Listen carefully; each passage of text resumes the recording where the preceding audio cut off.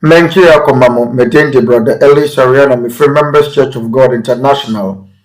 Me pasa me ton sa fremo na mo meka yen ho e wasema ba ko empire bomu. Da biara eya donko ne fa na yetumi abompa ya ma nipa gina ne wiase gina ebro ye fa ahohiahia emre mu.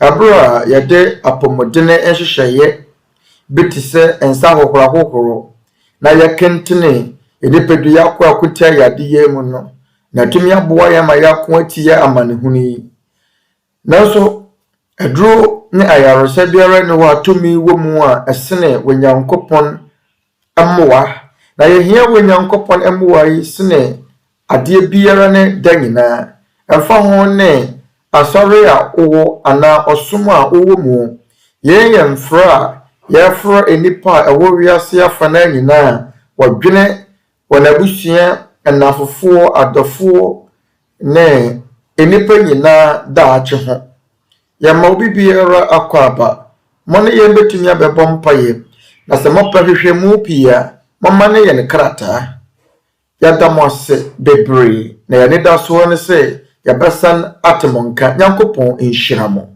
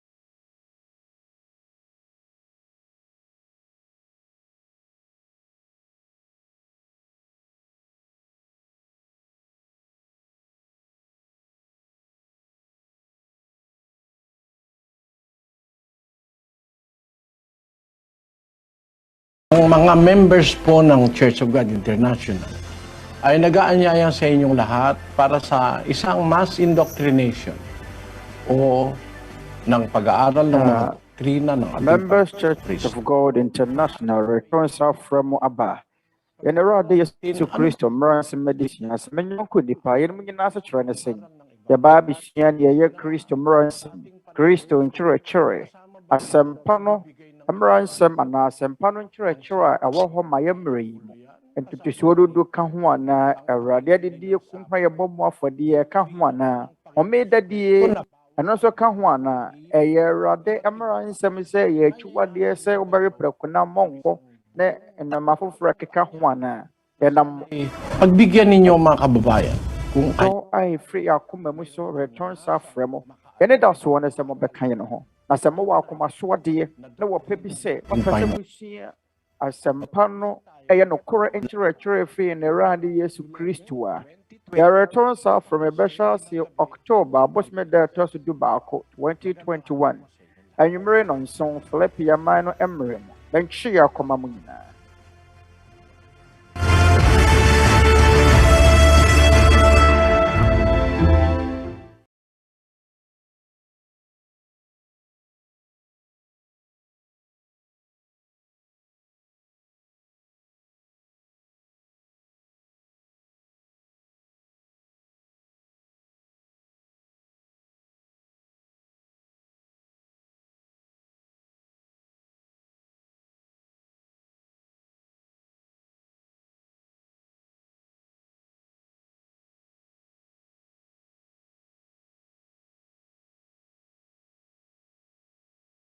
Ahoɔden a wɔde twi ne na wɔkɔsesa bɔɔl a da koro deɛ ɛda to wɔnya 200 pesos ɛfiri bɔɔl a asesasesa mu ɛno nko adɔɔso sɛ wɔde bɛtɛ de nama n'abusua die na wɔde ɛhan ne dan ɛfiri no ne ade a wɔnom yɛ gye ɛda to wɔnyae bɔɔl mu atase na yɛn ne kwan wɔfa so nye sika tɔ aduane ma n'abusua.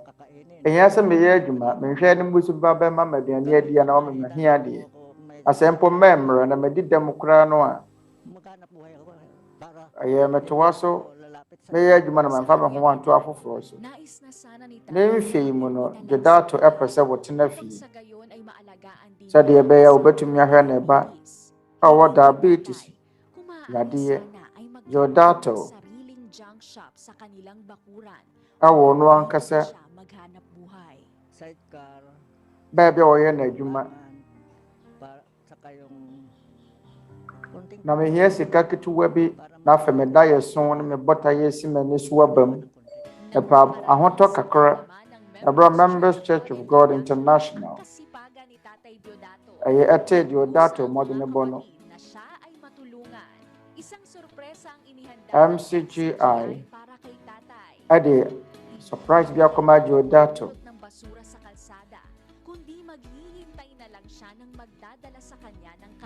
na wobɛtumi akɔgyina ɛyɛ ɛkwan so na afei pɛ na manya saa nisiwade hunu bi obi ama me adom afiri wɔ Onyankopɔn nkyɛn sei obi anya biribi sei ma me da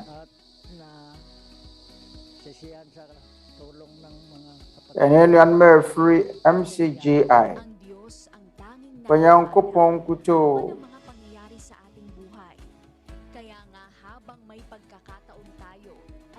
abro yɛda so wɔ kwanya no mama yɛnyɛ obi biara papa yɛn ɛyɛ akoma mu anigye sɛ yɛbɛtumi aboa nnipa a wɔwɔ akoma so adeɛ sɛ wɔbɛyɛ adwumadene na wɔtumi agyina wɔn nan so na wɔahyia sɛ adom a wɔde adom wɔn no ɔbɛpae mu aka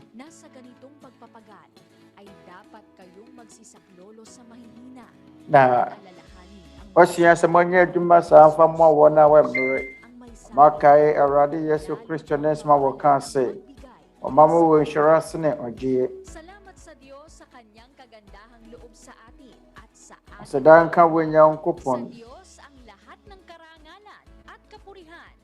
monyam ne yɛyɛ nka wɔ Onyankopɔn daa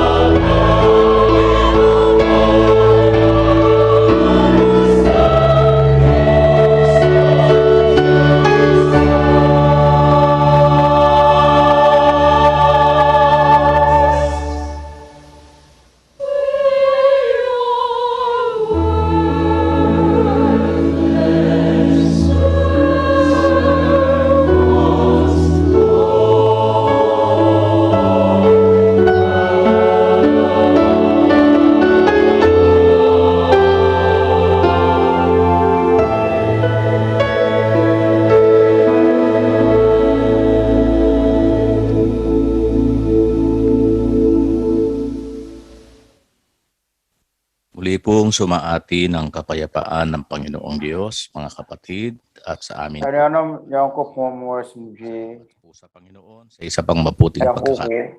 yahoho na sadanka Onyankopɔn sɛ yɛnya akwanya pa na dai. Mama yɛnsiesie yɛn ho ne yɛakoma ansa na yɛbɛhyɛ ase ɔma yɛmmɔ Onyankopɔn mpaeɛ. Na yɛmfa nhwehwɛ ne yɛmfa nsrɛ Onyankopɔn hɔnom akwankyerɛ ne mmoa ɛberɛ a yɛba abɛsua ne nsɛm. Bɔma yɛn nyinaa yɛmmɔ mpaeɛ nuanom.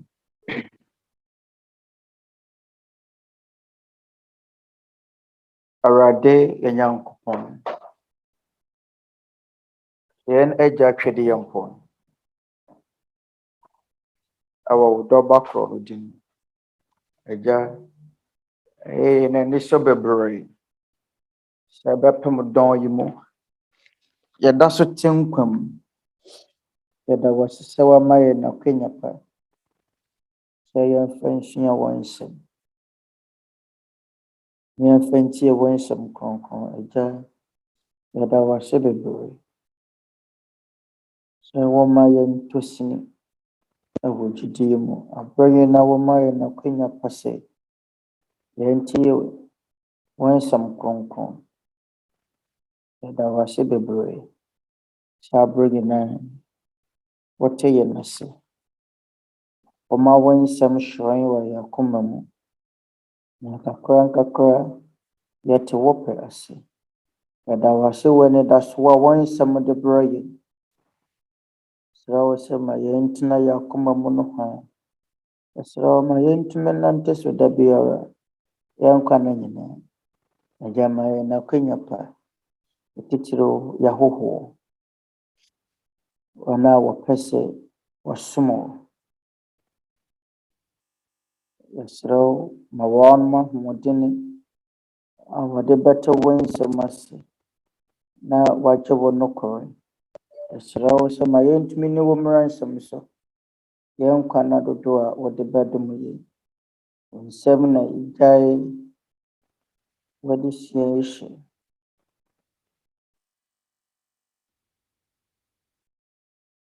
Akɔpem sɛ daakye yɛn nyinaa yɛbɛhunu wo nokorɛ kronkron.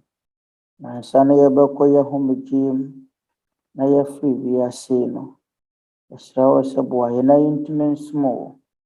Na yɛnsom Onyankopɔn a yɛde n'ade nyinaa so ka. Yɛsrɛ wo fa yɛn bɔne ne yɛn sini ntɔkyɛ yɛn sɛdeɛ yɛde akyɛ wɔn a wɔfom yɛn. Wo na animuonyam ne yɛyɛ yie yɛ wo deɛ. Agya, yɛda wo ase wɔ Awurade Yesu Kristo din mu. Amen.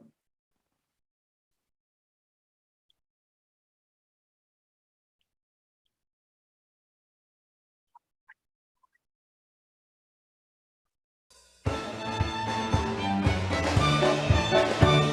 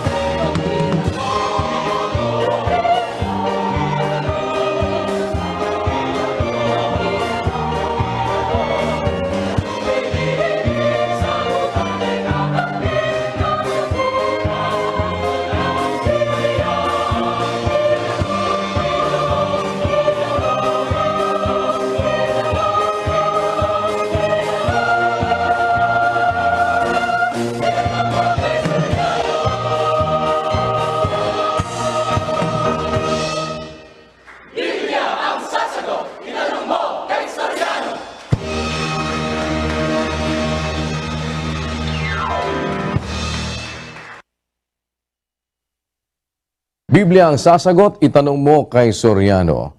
Welcome po sa Ang Dating Daan Worldwide Bible Exposition. Bisa Twerɛ Kronkron na Brother Eli Soriano. Mama Nyinaa kwaba eba Tete Atempɔn no Twerɛ Kronkron Adesua ase na bio ya da Awurade ase sɛ yɛn nsa tumi aka akwanya pɛyi. Sɛ yɛn mo bɛkyɛ tena ne nsɛm na Onyankopɔn ne nkyerɛkyerɛ Brother Eli ɛka yɛfiri twerɛ nsɛm no. Yɛn yɛ gyidi mu nsɛm ne honhom nsɛm ne nneɛma yɛsua no wɔ ɛberɛ a yɛnya akwanya pɛɛ te sɛ yi. Yɛpɛ sɛ yɛma yɛahohoa wɔ firi mmeammea ahodoɔ Philippine aman mu ne ama no ne nyinaa akɔ aba. Na dwumadie yi wobɛtumi anam akwaneasa ahodoɔ so atie na satellite ahodoɔ sɛ ne mmeammea ahodoɔ wiase. Dwumadie yi ɛredi ahim. Anuanom a ɛfiri mmeammea ahodoɔ nso ɛretie. Wɔtumi tie ahwɛ dwumadie yi ɛyɛ wiase gyina Twerɛ Kronkron Adesua ne mu nsɛmmisa mmerɛ. Ɛna mu nsɛmmisa nso a ɛfa gyidie ho ne nneɛma a mɔpɛ mu anoyie no. Brother Eli Soriano bɛyi yɛn ano aberɛ a yɛgu so ɛresua anaa yɛrekenkan Onyankopɔn ne nsɛm ɛfiri twerɛ nsɛm kronkron no mu.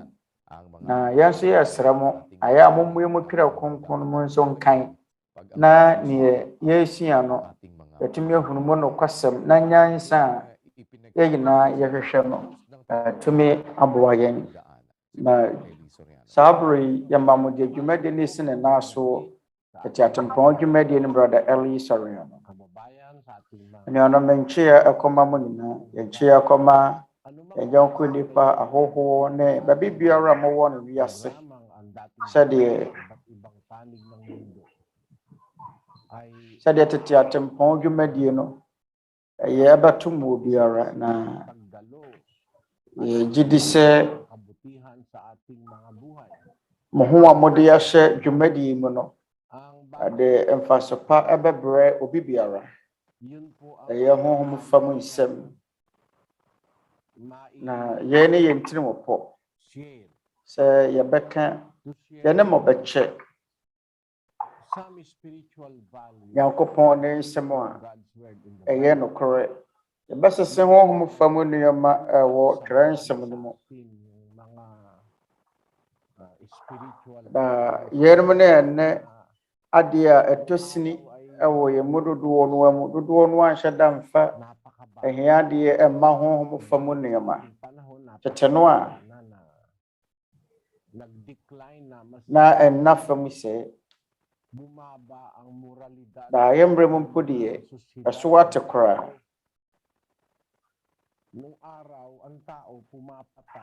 Na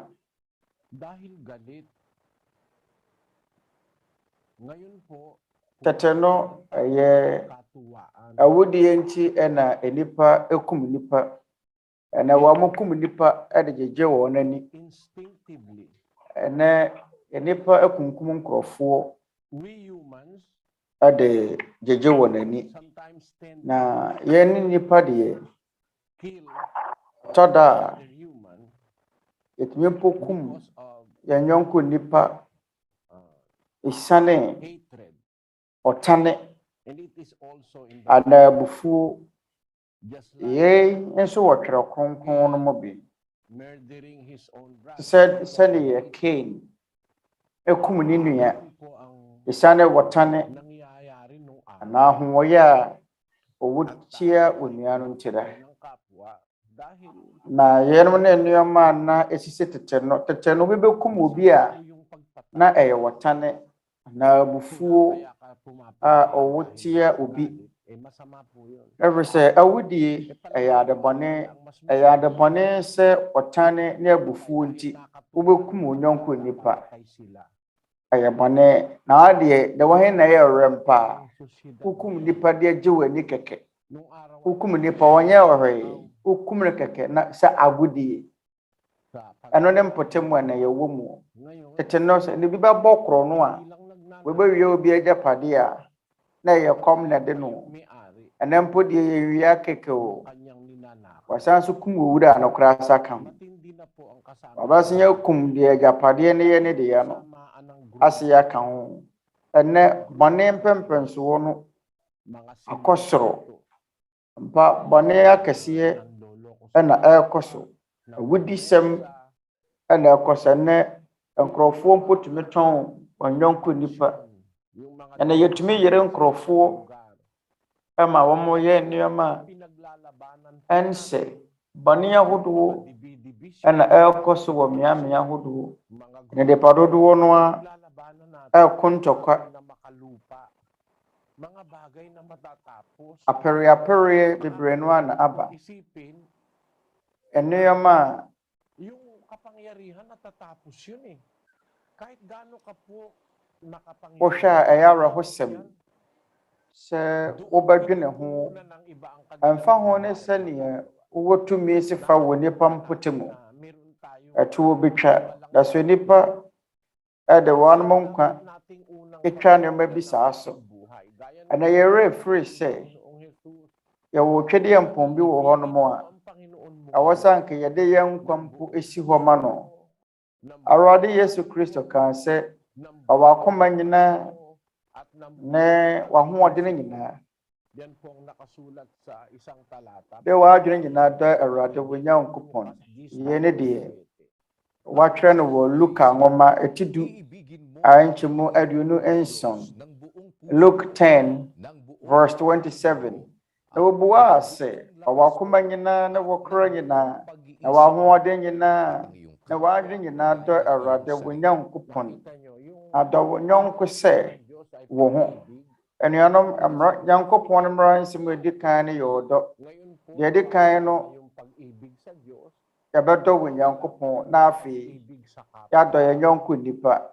Ene nipa dɔ a wɔma wɔ Nyankopɔn na so wate. Ene wɔn no wɔ nyɔnko nipa ɔmfa ho sɛ ne nyɔnko nipa bebree ɔno de ɔpa ne se wɔ nya ahotɔ. Wɔn mo mfa ho sɛ nipa ne bewuo. De hia ne sɛ wɔte ase. Ene no ne adwene ekuta nipa dodo no a ne sɛ nti ampa wɔ Nyankopɔn bɛba aba bebu waten. Wɔ Nyankopɔn emma ho kwan sɛ awudisɛm abɔnefosɛm ɛbɛdɔɔso. Ene nipa dodo no a ɛde wɔ ho ahyɛ no ma ahodoɔ mu ɛna wɔn mɔbrɛ. Nti ene ahiafoɔ dɔɔso pii sine asikafoɔ no. Ane adefoɔ no deɛ ɛwɔ mo sɛ nya adefoɔ nyina. Adefoɔ dodo no ayɛ adefo de pɛfoɔ. De ohia ne sɛ obenya biribi afiri ahiafoɔ ne nkyɛn wɔbɛyɛ. Ene no ne nipa tebea wɔn mo wɔ mu. Na yɛm ne nneɛma yehunu no wɔ yɛmmerɛ mu. Nyankopɔn asɛm no wahyɛ ho nkɔm. Ɛbra na bisa no. Na abɔnefo sɛm ne nnɔɔso sei. Ene de aboro so 2 Timothy 3 verse 1. Ase na hunu yɛn sɛ ene edi akyiri mu no. Mmerɛ mu yɛ den bɛba. Ɛfiri sɛ enipa bɛyɛ ahoɔpɛfoɔ. Sikapɛfoɔ. Ahoahoafoɔ. Ahantanfoɔ. Abususɛnkafoɔ. Awofoɔ asɛm ho asoɔdenefoɔ. Boniayɛfoɔ. Wɔn a biribiara ho ente ɛma wɔn. Wɔn a wɔnni tema. Apamsɛefoɔ. Nsekubɔfoɔ. Wɔn a wɔnhyɛ wɔn akɔnnɔ soɔ. Wɔn a wɔyɛ ramfoɔ. Wɔn a wɔmpɛ papa. Afɛtwafoɔ. Akakabenfoɔ. Wɔn a wɔhoran. Wɔn a wɔdɔ anigyeɛ sene wɔ Nyankopɔn. Enuanom ehunu ana. Ene eno ne yempotemu a yɛwɔ no suban yɛwɔ mu. Sɛ de Nyankopɔn asɛm no ɛsi no. Ase awieyɛ mmerɛ mu no mmerɛ mu yɛ den bɛba. Ɛden enema bɛn ɛna ɛma ɛnabɔne yɛwɔ yɛ mmerɛ mu no ɛdɔɔso. Adan na aba bɛyɛ nipa suban. Hwɛ ɛnyɛ mmoa nko ara na ɔmɔyɛ nnɔma gyangan ana ɔmɔyɛ nnɔma tantan. Nipa bɛyɛ ahoɔpɛfoɔ. Ɛwɛyɛ mmerɛ mu no enipa no wankasa mu ɛna abɔnefo sɛm no wɔn a di bia ba bɛka ho adefodepɛ no ɛnyɛ mmoa mu na ɛwɔ ɛna ɛnyɛ ewiem nsakyerɛeɛ mu na ɛwɔ ɛte nipa mu ɛno ne adebɔne a ɛrekɔ so wɔ yɛmmerɛ mu yɛmmerɛ mu no abɔnefo sɛm no ɛredɔɔso bɔne a ɛrekɔ so wɔ yɛmmerɛ mu no ɛdɔɔso ne sɛnti ɛne mpɔtamu ɛresɛe ewiem ɛsɛe ɛnɛ deɛ ma ewiem nsakyerɛeɛ aba na wɔhyew bebree aba Wiase no nipa hantan nipa dufudepɛ ntira yɛpɛ dibire akɛse atena yɛpɛ baabi a ne die bebree wɔ ɛno ne bɔtaeɛ pii no ɛno nkyɛn ho kyɛn ne Paul kaa sɛ mmerɛ mu yɛ den ɛbɛba sɛ nipa bɛyɛ ahoɔpɛfoɔ ahantanfoɔ ikapɛfoɔ awofoɔ asɛm ho asoɔdenfoɔ boni ayɛfoɔ afatwafoɔ wɔn a biribiara ho ntɛm ma wɔn apamsɛefoɔ nsɛkubɔfoɔ ɛnɛpa bebree no ayerɛ wɔ nipa mu ɛnɛ nipa ɛne nsɔ wɔ Nyankopɔn ɔdɔ a Nyankopɔn bɔhyɛ nipa mu no ayera ahoteɛ ɛnɛ ne nipa mu bio ɛro sɛ yɛwɔ nneɛma bi mu wɔ hɔnom a awɔsa nkɛtena yɛ mu nanso nipa mpɛ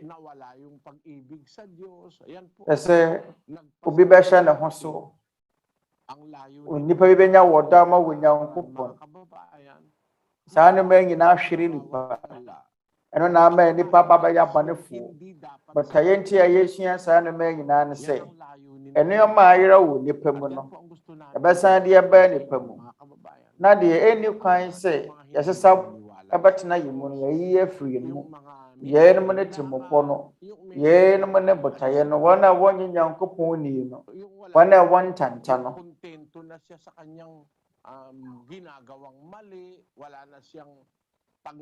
wɔn a wɔfoa adebɔne a wɔn yɛ so na wɔnni ɔpɛ biara sɛ wɔbɛyɛ nipa papa no na wɔayɛ mmɔfra pa no na wɔayɛ wɔyere pa wɔayɛ okunu pa wɔayɛ ɛnapa ama ne mma no saa wɔpɛ no ɛnayerɛ firi nipa mu wɔhwɛ nkame ayɛ sɛ ɛnɛ yɛmmra yɛwɔ mu yi abusua yɛwɔ mu yi asɛe ɛnɛ nipa ɛde wɔn ho ahyɛ nipa de ne ho ahyɛ mmɔmmɔyɛsɛm bebree mu nipa de ne ho ahyɛ adwamammɔ mu awudie awaresɛeɛ na wɔkunu agya na abusua hɔ mahuno adeɛ baako a ɛrɛm adeɛ baako a ɛyɛ ne sɛ wɔsɛe wo ho wɔn a wɔn no mu ndubɔne wɔn a wɔyɛ akɔrensafoɔ asadweam wɔn a ndubɔne no makɔkɔ wɔn anuanom yɛ mu ɛna yɛsɛe yɛ nipadua na yɛn ne abɔnefo sɛm esunsansoɔ yɛn ne abɔnefo sɛm a bɔnsam ɛde dua nipa mu ɛno ne adeɛ nso a bɔnsam ɛgyegye nipa sɛ wɔnyɛ ɛno nti na nipa dodoɔ no ayɛ bɔnsam akyiridiifoɔ adeɛ biara ɛyɛ ade bɔne na wɔn mo pɛ Awurade Yesu Kristo wɔ asase yi so no yɛn ne yɛyɛ kunu mɔma yɛn kenkan John 13 verse 19 na yɛn mmom ne atemu no sɛ hann no aba wiase na nipa dosum sene hann no ɛfiri sɛ wɔn nnwuma yɛ bɔne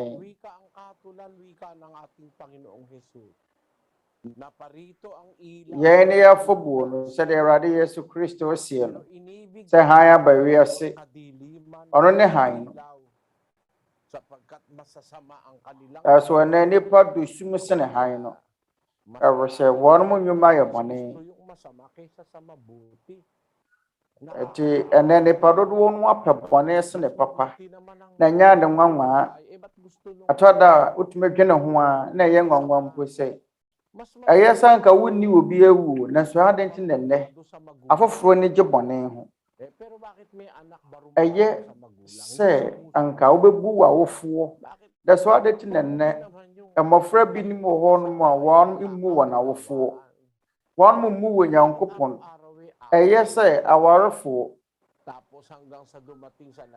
ɛyɛ wɔbɛdɔ wɔ n'awofoɔ that's why the thing that they be ara wɔn mo kontɔkwa ma no koduru mpɛmpɛn so obi sɛ wɔgya wɔ ne mma hɔ yɛn nyinaa yɛ amaneɛ ɛwɔ yɛn mpɔtam ne yɛ awɔ ntoatoaso a yɛwɔ mu na ano ne ade a yɛpɛ sɛ yɛn mo kyɛ ɔma yɛn hyɛ aseɛ brother Daniel and brother Eli yɛn kɔ San Monse ɔne brother Dani Navales ɛwɔ ahoma ne so brother Daniel asedanka bu Nyankopɔn San Jose Montebla kan ha yi no yɛhɔhoɔ ni Isa po siyang born again na ng Sapang Palay, Bulacan, si Brother Boy Tingson.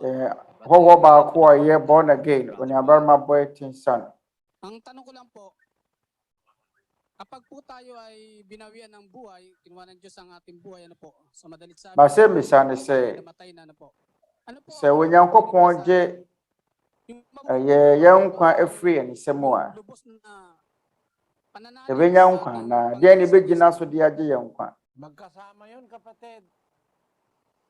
Yung pananampalataya kasi na sinasabi. Ɛyɛ wo nnwuma na Hindi pananampalataya na nakahiwalay sa gawa. 2:22 ng Santiago, ang sabi, na gyidie ne deɛ ba de gyidie yɛ ade a ɛnte ne ho mfiri nnwuma ho. Ɔma yɛn kenkan James 2:22 bahunu sɛ ne gyidie ne ne nnwuma a ɛyɛ adeɛ na ɛfiri nnwuma no mu na gyidie no wie pɛyɛ. maliwanag yun. Ang pananampalataya Emu da hɔ. kalakip ng kanyang mga gawa. May kautusan ang pananampalataya. May gawang Gyidie kalakip ng pananampalataya kay Kristo. ɛne nnwuma na ɛwie pɛyɛ. Sumasampalataya, hindi Gyidie wɔ hɔ yi ɛne adwuma na nam. magiging walang Sɛ wogye Kristo di a standby. wonyɛ onihafoɔ wonyɛ ɔkwadwofoɔ. Oo. Na mama yɛn kenkan 2 Peter wonyɛ anihafoɔ. Ɛkenkan 2 Peter 1:5. Yɛn ara nti na mo nso mommɔ mmɔden nyinaa mfa nka ho. Na monkyerɛ mo papayɛ nka gyidie ho. Na nimdeɛ nka papayɛ ho. Na anidaho nka nimdeɛ ho. Na boasetɔ nka anidaho ho. Na onyamesom mpa nka boasetɔ ho. Na wonuadɔ nka wonyamesom mpa ho. Na wɔdɔ mapa nka wonuadɔ ho. Na sɛ yɛn mu wɔ mu na ɛdɔɔso a ɛrema mo nyɛ nihafoɔ ne wɔn a wɔn nso aba yɛn Awurade Yesu Kristo ho nimdeɛ fam. Maliwanag ang salita ng mga apostol. Emu da hɔ pefee. Inyo ng buong sikap, idagdag ninyo Asobafoɔ de nsɛm emu da hɔ. Ɔse yɛn ara nti na mommɔ mmɔden nyinaa mfa nka mo gyidie ho. Na monkyerɛ mo papayɛ nka gyidie ho. Na nimdeɛ nka papayɛ ho. Na anidaho nka nimdeɛ ho. Na boasetɔ nka anidaho ho. Na onyamesom mpa nka boasetɔ ho. Na wonuadɔ nka onyamesom mpa ho. Na sɛ yɛn mu wɔ mu mu a na ɛdɔɔso a ɛrema mo nyɛ anihafoɔ ne wɔn a wɔn nso aba yɛn Awurade Yesu Kristo ho nimdeɛ fam. Deɛ ɔde bɛka gyidie ho. Wode saa no ma wonya bɛka gyidie ho. Ɛyɛ anidaho boasetɔ onyamesom mpa wonuadɔ ne ɔdɔ mapa. Yɛn mu ne nneɛma a ɛwɔ sɛ yɛyɔ. Womfiti prɛko pɛ nkasa me gyidi na asa. Ɔresɛ gyidie wɔ hɔ yi ɛne nneɛma a ɛyɛ nneɛma a wobɛyɛ aka wo gyidie ho. Ɛwɔ sɛ yɛyɛ Nyankopɔn ne mmara nsɛm no so pɛpɛɛpɛ. Matthew 28:20. Na monkyerɛkyerɛ wɔn sɛ wɔne deɛ mahyɛ mu nyinaa so na hwɛ. Mene mo wɔ hɔ na nyinaa de kɔsi wiase awiei. Ang sabi ng Kristo mismo, ituro na ganapin o gawin ang lahat ng bagay Na Kristo no mu sɛ monkyerɛkyerɛ wɔn sɛ wɔne deɛ mahyɛ mu nyinaa so. Nanso ɛnɛ nnipa sɛ nnwuma ho hia ɛfiri sɛ wɔn nnwuma yɛ ntomago Omoso ye nnwuma obɛyɛ ahantan ɛyɛ nkyerɛase yɛ bɔne ɔma yɛnkenkan. Ephesians 2 verse 8. Na adom na wɔde nam gyidie so wagye mo nkwa. Ɛmfiri mo ara ɛyɛ Nyankopɔn akyɛdeɛ. Ɛmfiri nnwuma mu na obiara ahoahoa ne ho. Bawno ɛha no mo yɛ mfomsoɔ. Omo kan saa atwerɛ nsɛm yi a ɛse ɛmfiri nnwuma mu ɛna ɛde gye yɛn nkwa. Asɛmmisa no sɛ ɛmfiri nnwuma mu nnwuma bɛn na woyɛ a ɛnyɛ wo nkwa yi. Yɛmmisa de ɔtwerɛ saa Twerɛ Kronkron krataa yi Paul no. Yɛmmisa no nnwuma bɛn na Paul wɔka ho asɛm ɛse ɛnyɛ saa nnwuma no na yɛyɛ a ɛbɛgye yɛn nkwa na ɛbɛbu yɛn mpem yi. Yɛnkenkan Titus 3 verse 5. Ɛmfitene ne mu nnwuma a yɛyɛ mu na mmom ɔno ara ne mmɔborɔhu nti na ɛmaa no fa awo foforɔ adwareɛ ne Honhom Kronkron foforɔ yɛ so gye yɛn nkwa.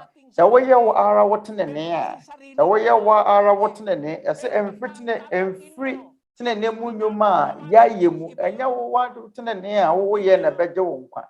Sɛ wobɛyɛ tenene adeɛ a Onyankopɔn no pɛ sɛ woyɛ a ɛno yɛ asɛm foforɔ ɛno na ɛbɛgyina so agye wo nkwa. Yɛnkenkan Philippians 2 verse 12. Enti madɔfo sɛdeɛ moyɛ setie daa no ɛnyɛ sɛ berɛ a mewɔ mo nkyɛn nkumu na mmom afei a menni mo nkyɛn titire no bɔmfa suro ne ahopopoɔ ɛnyɛ mo ara mo nkwagyeɛ ho adwuma wie. Paul say, Paul katra Kristo wɔ Filipo ni say. As enti madɔfo sɛdeɛ menni mo nkyɛn titire no bɔmfa wɔ suro ne ahopopoɔ ɛnyɛ mo ara mo nkwagyeɛ ho adwuma wie. Yɛntoa so verse 13 na yɛwɔ Nyankopɔn na ɔyɛ adwuma wɔ mo mu. Na moanya wɔpɛ na monya wɔpɛ ma moyɛ adwuma nyinaa sɛdeɛ yɛbɛsɔ n'ani. Sɛ wɔyɛ Nyankopɔn apɛde a wɔnyɛ ankonam ɛnyɛ wo nko na wɔnam Nyankopɔn ka ho. Ɛfisɛ Kristo aka sɛ sɛ wokwatumi a hwɛ ne wa wobɛtumi ayɛ na deɛ Kristo ɛyɛ no wobɛtumi ayɛ biom sɛ Kristo ka ho. Sɛ Kristo ni mu a wontumi nyɛ hwee. Kristo na ɛyɛ wo mu adwuma. Sarili mong gawa. Yung sinabi ni Pablo na gawa ng katwirang ginawa nating sarili. Hindi dahil doon tayo maliligtas. O ngayon, para maintindihan natin, balikan natin uli kapatid na Daniel. Ang 2:8 hanggang 10. Anya wanka sa wotenene ena bɛgye wo nkwa anuanom yɛyɛ deɛ wɔ Nyankopɔn pa ɛyɛ deɛ wɔ Nyankopɔn pa ɛno na bɛgye yɛn nkwa. Yɛnka no bi Ephesians 2 verse 8. Na adom na wɔde nam gyidie so gye mo nkwa ɛmfiri mo ara ɛyɛ Nyankopɔn akyɛdeɛ. Ɛmfiri nnwuma mu na obiara ahoahoa ne ho. Ɛmfiri nnwuma mu na obiara ahoahoa ne ho. Nnwuma bɛn sɛ yɛwɔ ankasa wotenene na woyɛ a ɛna ɛnyɛ wo nkwa. Yɛntoa so nkɔ verse 10 Ephesians 2 verse 10. Na yɛyɛ n'adwene a wɔyɛ ɔbɔɔ yɛ ne Kristo Yesu mu ma nnwuma pa a Onyankopɔn asiesie ato hɔ sɛ yɛnnante mu no.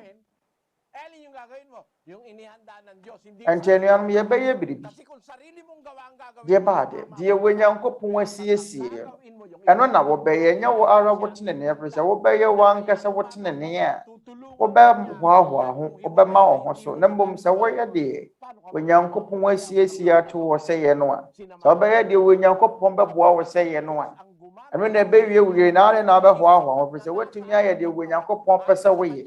Na ɛyɛ Onyankopɔn na wɔyɛ adwuma wɔ mo mu na moanya wɔpɛ ma moyɛ adwuma biara sɛdeɛ ɛbɛsɔ n'ani. Nti Paul sɛ akristofoɔ yɛyɛ Nyankopɔn ade a wɔyɛ yɛyɛ Nyankopɔn adweneɛ a wɔyɛ wɔbɔ yɛn wɔ Kristo Yesu mu ma nnwuma pa. Ɔbɔ yɛn ma nnwuma pa. Mekaa mebisa nsɔfo binom baptist sɔfo binom sɛ ebisa ne sɛ enti ɛho nya sɛ wɔbɛyɛ adwuma wobɛnya da nkwa na ɔse ane de hia sɛ wɔbɛgye di kɛkɛ gyidie na ɛbɛgye wo nkwa. Enti mebisa ne sɛ enti pisuo dudu ɛyɛ adwuma anaasɛ ɛyɛ adwuma pa. Ɔse wɔyɛ adwuma pa ɛna mɛka sɛ ne ɛtaate no mu nya agyeɛ ɛfiri sɛ wo sɛ gyidie nkwa na ɛbɛgye wo nkwa. Nnwuma ho hia na ade tena wasa fɔma no wɔanya taate ammerɛ wo a na na wodi ehu hya asafo ba ne mu hunahuna ne se wo bo Onyankopɔn kro no ye adwuma nyeyie na tight na ma wadwuma yeye ye hunahuna nasem na ye se wanyi tight obekɔbɔ nsɛm gyem wantua tight se wunyankwa wantua tight se wadwuma nkoyi ntube won se de na asafo ma ne ye omusuro omo je tight di asafo asɔre ba na anya ese na ne wadwuma nkoso ha betu wa se tight a wumpetu antia ye hunahuna na asɔfo nde hye wɔ na asafo mamu Nyankopɔn abɔ enwuma bi de ahye enwuma bi aka gidi ho ɛno ne yɛbɛyɛ saa adwuma pɔ no yɛbɛyɛ aka yɛ gidi ɔno bɛma yɛ gidi wie pɛyɛ gidi wo hoi ɛne enwuma ne nam ɛno ne nipa nkwagye ɛnyɛ gidi nko a na bɛgye wo nkwa ɛnyɛ gidi nko a na bɛgye wo nkwa yɛnkenkan James 2:26 na sɛdeɛ nipadua a honhom anim awuo no saa ara nso na gidi enwuma anim awuo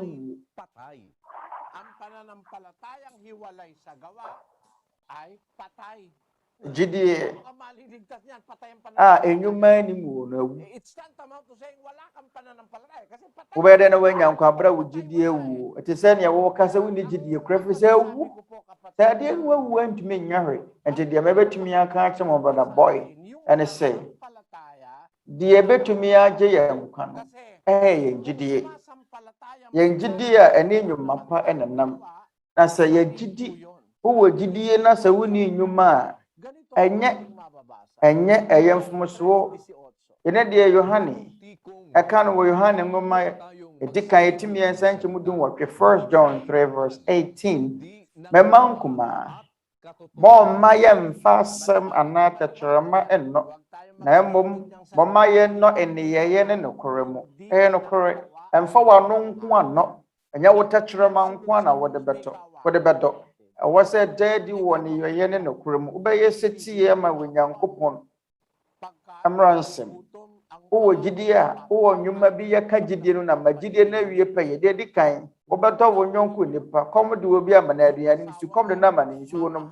kɔm de wɔtan fa ma na aduane ne yɛn mu nyinaa yɛ adwuma ɛyɛ adwuma wobɛdɔ wo kunu a ɛyɛ adwuma na ɛnyɛ adwuma yɛnum ɛyɛ nneɛma ɛyɛ ne ana yɛnyɛ gidi nko a wobɛyɔ yɛnum na ma gidi ne wie pɛyɛ ne yɛnum ka nokore no ho bi Mama yensan must be James 2:22 Yakobo etimi enu nchemu aduonu mienu wahu ni se na gidie ne ne nnwuma na ɛyɛ adeɛ na efiri nnwuma no mu na gidie ne wie pɛyɛ efiri nnwuma no mu na gidie ne wie pɛyɛ ɛwɔ sɛ ne nnwuma ne nam nnwuma bɛn ɛyɛ gidie nnwuma a Onyankopɔn asiesie ato hɔ ansakura na yɛbɛbɔ yɛ yene manu yema Onuabarima boy Nsɛmmisa megire sɛ wate aseɛ ɔdɛle meda wase bebree Nyankopɔn hwɛ brother boy yɛnkɔ Alamban City ɛne brother Atobias monto aswe Kalamba City Laguna haino yɛwɔ Onuabarima Reverend Raymond ɔpɛsɛ wobisa wɔ ne Nsɛmmisa wɔkɔ Church of Christ na ɔpɛsɛ bisa wɔ ne Nsɛmmisa ma Nsɛmmisa ne sɛ Kristo yɛ wodeɛ mɛmɛ deɛ Kristo ɔyɛ awurade mame Kristo yɛ mawurade yɛnkenkan asomafoɔ nnwuma atimienu nkyɛmu aduasa nsia Acts chapter 2:36 ɛnti ma Israel fie nyinaa hunu ampa sɛ Onyankopɔn de Yesu yi ara a mosene ne no ayɛ awurade ne Kristo mɛmɛ deɛ ɔtɛ ne Paul kan ne medeɛ ne die ma ɔse ma Israel fie nyinaa hunu ampa sɛ Onyankopɔn de Yesu yi nti momunim deɛ Onyankopɔn de Yesu yi ara mosene no ayɛ awurade ne Kristo ati Kristo wɔyɛ awurade ade adi ho adanse sɛ wɔyɛ awurade no na wɔne Onyankopɔn na wɔ hɔ mpɔbra yɛ nyanwo no wɔ honam fam kra no na wɔne agya Nyankopɔn na teyɛ sɛ awurade mpo David yapɛn so abra na yɛ nyanwo Maria mpo no wɔte ase yɛkenka ne nwomati wɔ ha du ɛnkyɛ mu baako. Psalms 110 verse 1. Awurade asɛm a wɔse me wura nie. Tena me nifa kosi sɛ mede w'atamfo bɛyɛ wɔ nan ase ntiasoɔ. Awurade asɛm a wɔse me wura nie. Ɛrente David ɔwɔ awuranom baanu. Baako ɛte ne nifa so ɛna baako nso yɛaka akyerɛ ɔwɔ awuranom baanu.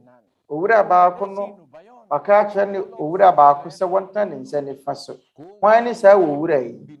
Yɛnkenkan Kolosifoɔ nwoma ati mmiɛnsa nkyɛmu baako. Colossians 3:1.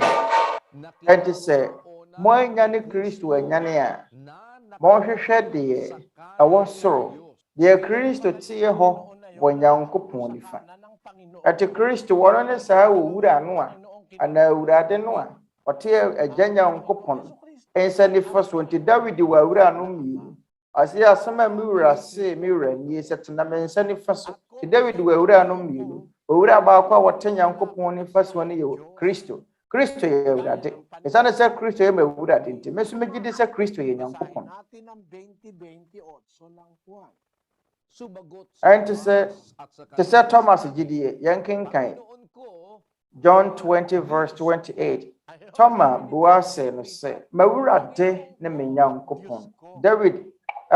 Thomas ɛfrɛ awurade sɛ m'awurade ne me Nyankopɔn. Kristo ka sɛ dabi Thomas ɛnkasa me yɛ nipa dasani kɛkɛ. Saa na Yesu kae. Yɛnkenkan John 20 verse 29. Yesu se no sɛ Thomas sɛ wahunu me nti na wagye adi. Nhyira ne wɔn a wohunu yɛ na wagye di. Kristo wankasa Thomas wanya de me yɛ nipa dasani kɛkɛ. Kristo ka sa dabi ɔkasa Thomas sɛ wahunu me nti na wagye adi. Ɛdeɛ ne Thomas gyidie. Thomas sɛ de wɔse m'awura dem me Nyankopɔn. Na Yesu sɛ sɛ wahunu me nti na wagye adi. Nhyira ne wɔn a wohunu yɛ na wagye di. Ti sɛ brother Eli Soriano me hunu Yesu da so megye no di. Saa so na Thomas so gyidie. Ɔgye di sɛ Kristo ɛyɛ n'awura de ne Nyankopɔn. Adesua ɛfiri sɛ yɛn ni asomafo no nyinaa nso gyidie sɛ Kristo ɛyɛ wɔ n'awurade ne wɔ Nyankopɔn. Adesua awɔtene Paul ka sɛ wɔ Galatifoɔ nwoma ati baako ɛnkyɛmu Galatians 1 verse 10. Na afei ɛnimpa na mɛrehwehwɛ firi nipa hɔ anaasɛ Onyankopɔn hɔ anaasɛ mɛhwehwɛ sɛ mɛsɔ nipa ani anaa sɛ mɛda so mɛsɔ nipa ani a ɛneɛ na menya Kristo akoa. Dubaako verse 11. Na anuanom mɛrema mahunu sɛ asɛmpa a mekaeɛ no nte sɛ nipa adeɛ. Dumienu verse 12. Every sɛ ɛnyɛ nipa nkyɛn na megye no ɛnso wamfa nkyerɛkyerɛ me na mmom Yesu Kristo na wɔdaa no adi kyerɛɛ me. Ɔse asɛmpa mɛka kyerɛ mo no nyɛ nipa adeɛ. Ɛno nti na menkyerɛkyerɛ sɛ mɛsɔ nipa ani na mmom mesɔ wɔ Nyankopɔn ani. Every sɛ asɛmpa a meka no maanyɛ mfiri nipa hɔ. Ɛnyɛ nipa na kyerɛkyerɛ me yɛ. Na mmom Kristo nkyɛn na menyaa no wɔ. Nti Kristo yɛ nipa na ɔyɛ awurade. Ɛyɛ adeɛ mu da wɔ Paul sɛ asɛmpa mɛka kyerɛ mo no ɛnyɛ obi na kyerɛkyerɛ me yɛ. Ɛna ɛnyɛ nipa adeɛ. Menya firi Yesu nkyɛn. Nti sɛ onya firi Kristo nkyɛn a yɛkyerɛ sɛ yɛkyerɛ sɛ Paul sɛne wɔ se bu awurade Yesu no wɔ mu ne sɛ wɔyɛ nipa ne ma obu ne sɛ wɔyɛ Nyankopɔn. Ɛnɛ ebinom sɛ Yesu yɛ nipa dasani kɛkɛ. Ɛre so wɔwuyɛ kɔmtɛɛ no su kɔmtɛɛ no na ɛyɛ wɔyɛ adwuma wɔ berɛ yɛ ɔmo sɛ yɛtwa ne beema yɛtwa ne twetia ɔmo bɔm sɛ akeka mpo sɛ wahunu nyame a yɛtwa ne twetia da wɔmo nte aseɛ. Yesu Kristo wɔdaa ne ho adi wɔ honam fam. Daa no wɔbɛdaa ne ho adi wɔ honam fam. Wɔnyɛ nipa baanko no wɔbaa ha yi. Yɛnkenkan John 1 verse 14. Na asɛm no bɛyɛɛ honam na wɔbɛsoɛɛ yɛn mu na yɛhunu n'anim wonyam sɛ agya no ba ɔwoo no koro animuonyam na adom ne nokore ayɛ no ma.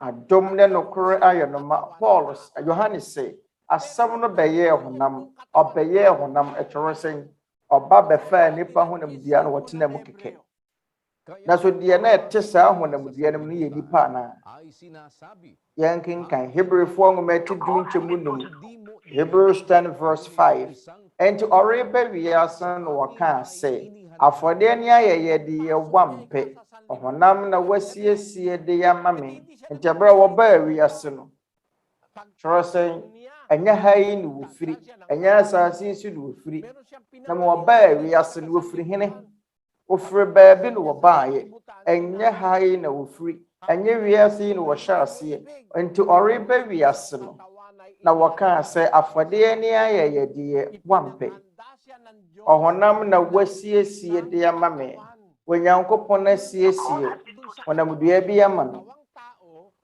deɛ ɛbɛwura saa nipadua no mu no ayɛ deɛ ɛbɛwura saa ne honamdua no mu no anaa saa nipadua no mu no yɛ deɛ ɛfiri soro baeɛ ɛfiri sɛ se enti ɔreba wiase no ɛfiri sɛ n'ase a wɔteɛ no anhyɛ aseɛ mfiri wiase ɔmfiri ha ɔmfiri wiase nti na wɔte ase dada enti ɔreba wiase no Onyankopɔn siesie nipadua bi maa na ne honhom nipadua ɛte soro na bɛba bɛtena mu wɔ ɛno na Maria nyinsɛ ne yɛ no saa honamdua na sukɔm dɛ no wɔkɔm dɛ no wɔn wɔ wuyɛ no ɛnyɛ nipadua no wɔde te wɔ soro ahemam na mu ne honamdua no a honhom bɛba bɛtena mu wɔ ɛnkyɛ wɔka hyɛ Yudafoɔ ne sɛ ɛyɛ nipa mmerɛka no korɛ no akyerɛ mu ane nipa no a wɔn omuhunu no no wɔde yɛ ebom de yɛte saa nipadua no mu no yɛ Nyankopɔn ba ɛnkyɛ asakra bɛbɔ wiase no na Awurade Nyankopɔn awɔ ne dada mama yɛnkenkan John 17:5 Yohane eti du nson nkyɛmu num na afei agya bɛni mo nyama me wɔ no wɔ nkyɛn ansa na wɔbɔ wiase no hyɛ me wɔ ara wɔ nkyɛn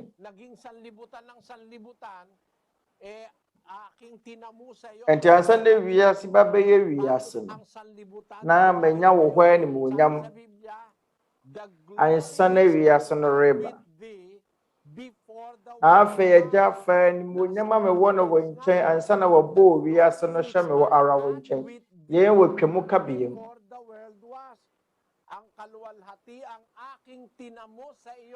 ɛni mo nyama minya no wɔ nkyɛn no ansa na wiase no reba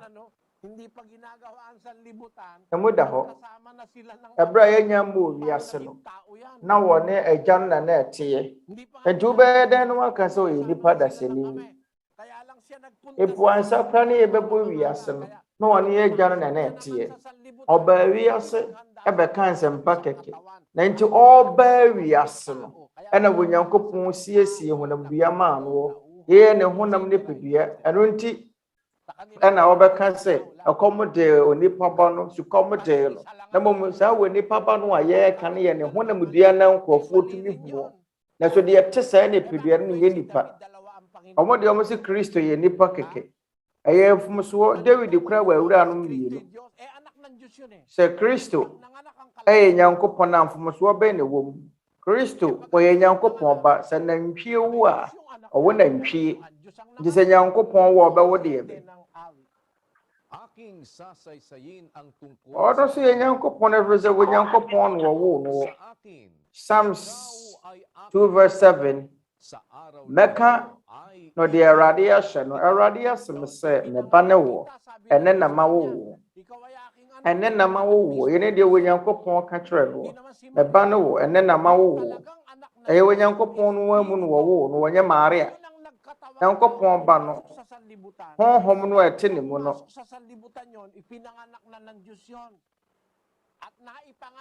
ansa na bɛba wiase na Nyankopɔn awɔ no dada mpo yɛwo no ansa na yɛrebɛbɔ wiase ɔma yɛnkenkan mabusɛm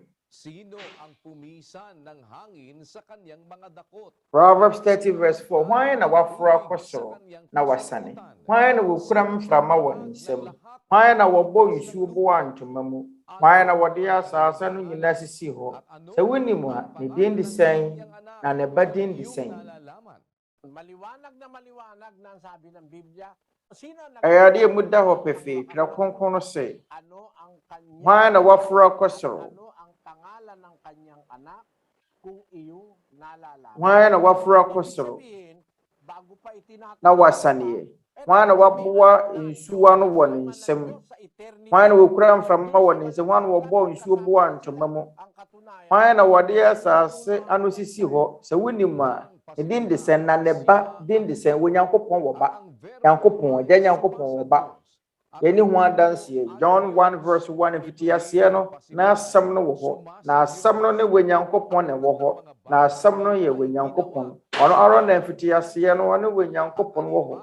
Na nam ne so na wɔyɛ nneɛma nyinaa. Na wankwati no anyɛ biribiara a wɔyɛɔyɛ. simula siya ang verbo sumasa Diyos. Asɛ mfiti aseɛ no, na asɛm no wɔ hɔ. Na asɛm no ne Onyankopɔn na ɛwɔ hɔ. Ito rin ang Ɛnyɛ nipa. ay sumasa Diyos. Lahat ng bagay Yɛn ara nso na mfiti aseɛ no, ɔne Onyankopɔn wɔ hɔ. Hindi ginawa kung wala siya. Na wankwati no, na ɛnam ne so na wɔyɛɔ nneɛma nyinaa. Na wankwati no anyɛ biribiara wɔyɛɔyɛ. Enti adeɛ biara Onyankopɔn bɔɔyɛ no, ɛyɛ Kristo nti ne yɛbɔɔyɛ. Na Kristo wɔ hɔ. Kristo edi abɔdeɛ nyinaa ne mu kan. Nti wɔsii dɛ ɛbɛyɛ nipa. Yɛkaa sɛ yɛkaa ne ho asɛm wɔ fam bi sɛ wɔyɛ nipa. Esiane da a wɔdaa ne ho adi wɔ honam fa mu ntira. Enti wɔnua wobisa me sɛ Kristo yɛ hwan a, mede ɔyɛ Awurade. Kristo yɛ Nyankopɔn ma me. Ɛmɛde yɛ Kristo ɔyɛ Nyankopɔn a wɔdaa ne ho adi wɔ honam fa. Mɛmɛde yɛ wɔyɛ Nyankopɔn ba. Mɛmɛde yɛ ɔyɛ ɔbotan. Ɔyɛ ɔbotan a nkurɔfoɔ apa. Ɔyɛ abotan a abantofoɔ apa. Wabɛyɛ twa so tiboɔ. Kristo ɔyɛ bobe. Ɔsɛm ne dua no mo ne mman no. Nti Kristo deɛ ɔwɔ gyinahyɛdeɛ bebree. Me ne dua no mo ne mman no. Nti gye no di sɛ wɔyɛ bobe ana wɔyɛ dua no. Na adɛn nti na yɛfrɛ ne sɛ Sabi nung uod. Dito uod naman siya. Basahin mo na nga kapatid na Daniel 22:6. Ngunit ako'y uod. ma yɛnkenkan nnwomatiɛ de no mmienu nkyɛm nsia wɔbɔ ne nsɛm nnadua na medeɛ mɛyɛ aboa na menyɛ nipa meyɛ nipa hohoradeɛ ne ɔman akyiwadeɛ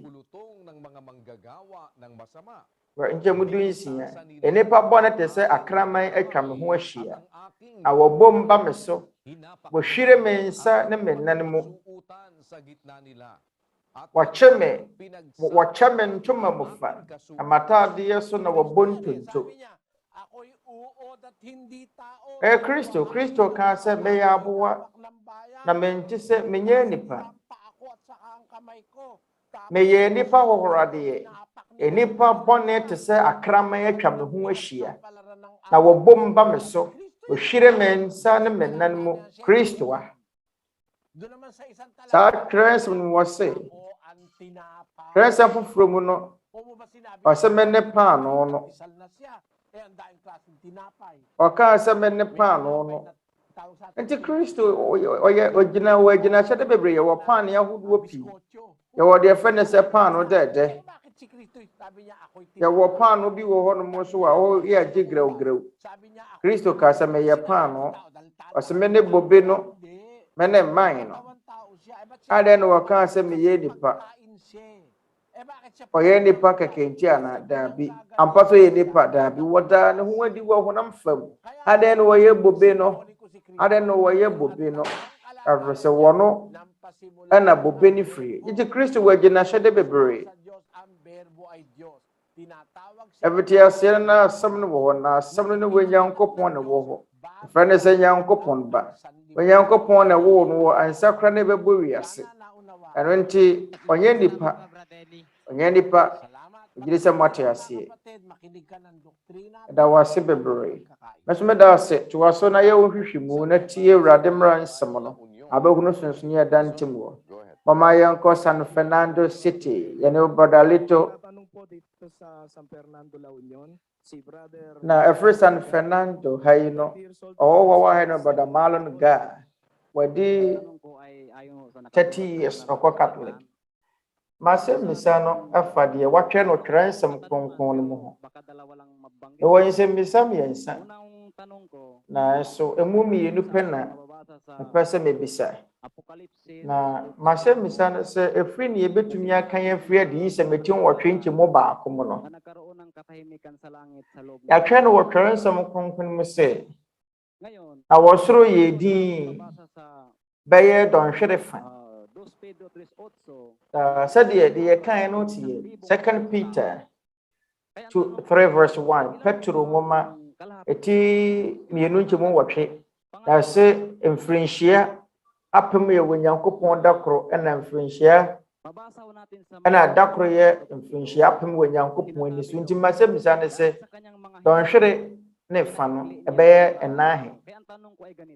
Na Matthew 24:22 ɔse na sɛ wɔntwa nna no so a anka wɔrenye wɔn honam biara nkwa, nanso wɔn a wɔayi wɔn nti wɔbɛtwa nna no so. Ɛna Psalms 14:37 ɛsɛ dakoro te sɛ afe. Na afe ɛda a yɛkenkan firi Exodus nwoma no mu no. At sa ikapitong araw ay nagpahinga siya. At yung pangatlo, yung sinabi ni Pedro na ang isang araw ay isang linggo. Ɛda a Onyankopɔn gyee n'ahome da ɛtɔ so nson no. Abra Peter nso ka sɛ dakoro yɛ ne mfirinhyia apem ɛna mfirinhyia apem yɛ Onyankopɔn dakoro. Enti da wɔhe na Onyankopɔn twa asoɔ yi. Ɛna Onyankopɔn sɛ wɔbɛtwa nna no so. Onua sɛ dɛte asa ayɛ wɔ adwene mu bebree. Ɛpɛ sɛ ɛyɛ mɛtenetene nea wɔdwene. Ɛpɛ sɛ ayɛ pɛrɛkɛse ne wɔ w'adwene.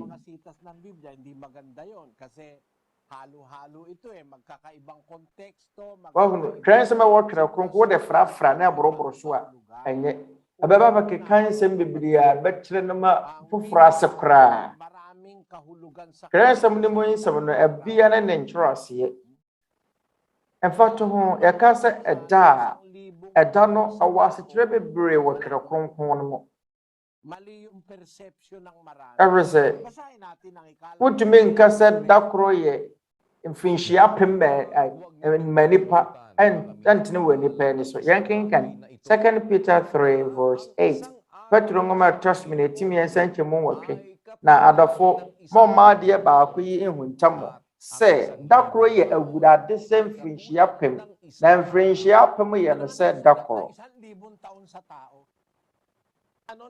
Yɛntwerɛ biribiara wɔ Twerɛ Kronkron mu sɛ mfirinhyia apem yɛ nipa dakoro. Bamotwɔ yɛntwerɛ ne saa. Asɛ na adɔfo mɔmma adeɛ baako yi mmom ehu ntam sɛ dakoro yɛ awurade ankasa dakoro yɛ nipa sɛ mfirinhyia apem. Mfirinhyia apem yɛ no sɛ dakoro. Ɛyɛ awurade koro yi a na yɛdie. Ɛnso kyerɛ sɛ ɔn sɛ wote ase daa na wunwu a wote ase wote daa nkɔma mu wunwu wunyini ɔma akokora. Hwɛ Onyankopɔn wote ase daa onyini ɔma akokora. Mmerɛ nni ne so tumi biara, mmerɛ nya ne so nsunsuanso bɔne biara. Onyankopɔn wɔnhyɛ mmerɛ tumi ase. Onyankopɔn di mmerɛ so. Enti wɔno na ɔte ase daa no a wɔnwuo onyini wɔma akokora no. Mfirinhyia apem yɛ no dakoro. Onyankopɔn de mfirinhyia apem ɛnyɛ no dakoro. Ɛnware ma no ɛtia ma no. Ɛyɛ ne sɛ dakoro. Ɛna adeɛ a ɛwɔ mu ne sɛ enipa ɔmo kan Twerɛ Kronkron ɔmo de bi keka ho. Ɔmo sɛ ɛyɛ dakoro yɛ Onyankopɔn na awurade mfirinhyia apem ɛna mfirinhyia apem adakoro yɛ nipa mfirinhyia apem. Ɔmo na ɛde bi akeka ho. Onyankopɔn asɛmfa hwɛ nka ho. Dakoro yɛ Onyankopɔn mfirinhyia apem na mfirinhyia apem yɛ no dakoro. Ɛfiri sɛ Onyankopɔn de yɛ baako pɛ wɔ n'ani so. Ɛsono Onyankopɔn ɛnna ɛna ɛsono nipa nna. Yɛnkenkan Deuteronomy 11:21 na wɔn nna na wɔn mma ɛnna adɔɔso wɔ asase a Awurade kaa wɔn nananom ntam sɛ wɔde bɛma wɔn so sɛdeɛ wɔsoro a ɛkata asase soɔ yi ɛnna teɛ. Ɔsoro ɛnna ɛna ɛsono asase so nna. Twerɛ Kronkron no sɛ Onyankopɔn bɔhyɛ no sɛ na wɔn nna na wɔn mma ɛnna adɔɔso asase Awurade wonyan Awurade ka wonananom ntam se wade bɛma wɔn no so sɛdeɛ wɔsoro a ɛkata asase suo yi ɛnnateɛ ɔsoro na ɛware sene asase deɛ nti sɛ wo no wakan ɛda bi ɛwɔ wɔ Twerɛ Kronkron no mu na wofiri sɛ saa da no yɛ Onyankopɔn da a wayɛ mfomsoɔ Twerɛ Kronkron ka no wɔ Luke 4 verse 19 Luka 9 ɛnkyɛmu 19 na mɛmɛda afe a Awurade ani sɔ bɛba ne nkurɔfoɔ so adi Awurade wɔ ne na Awurade wɔ nna bi wɔ hɔ na mɛda afe a Awurade ani sɔ Awurade wɔ afe sɛ da koro ɛyɛ Onyankopɔn sɛ mfirinhyia pem mfirinhyia pem yɛ no da koro wɔ Onyankopɔn ani so na sɛ ɔsɛ mɛda afe a Awurade ani sɔ no adi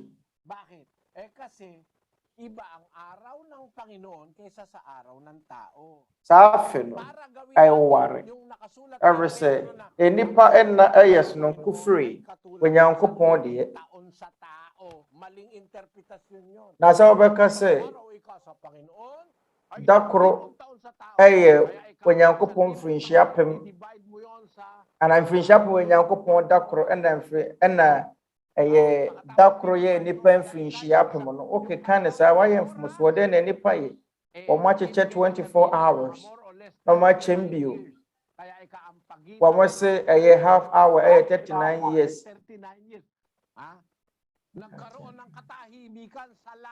nti wɔn se Wiase gyina kon no ɛtena wɔ 39 years monkae sɛ wɔsoro yɛ din nya asase yi so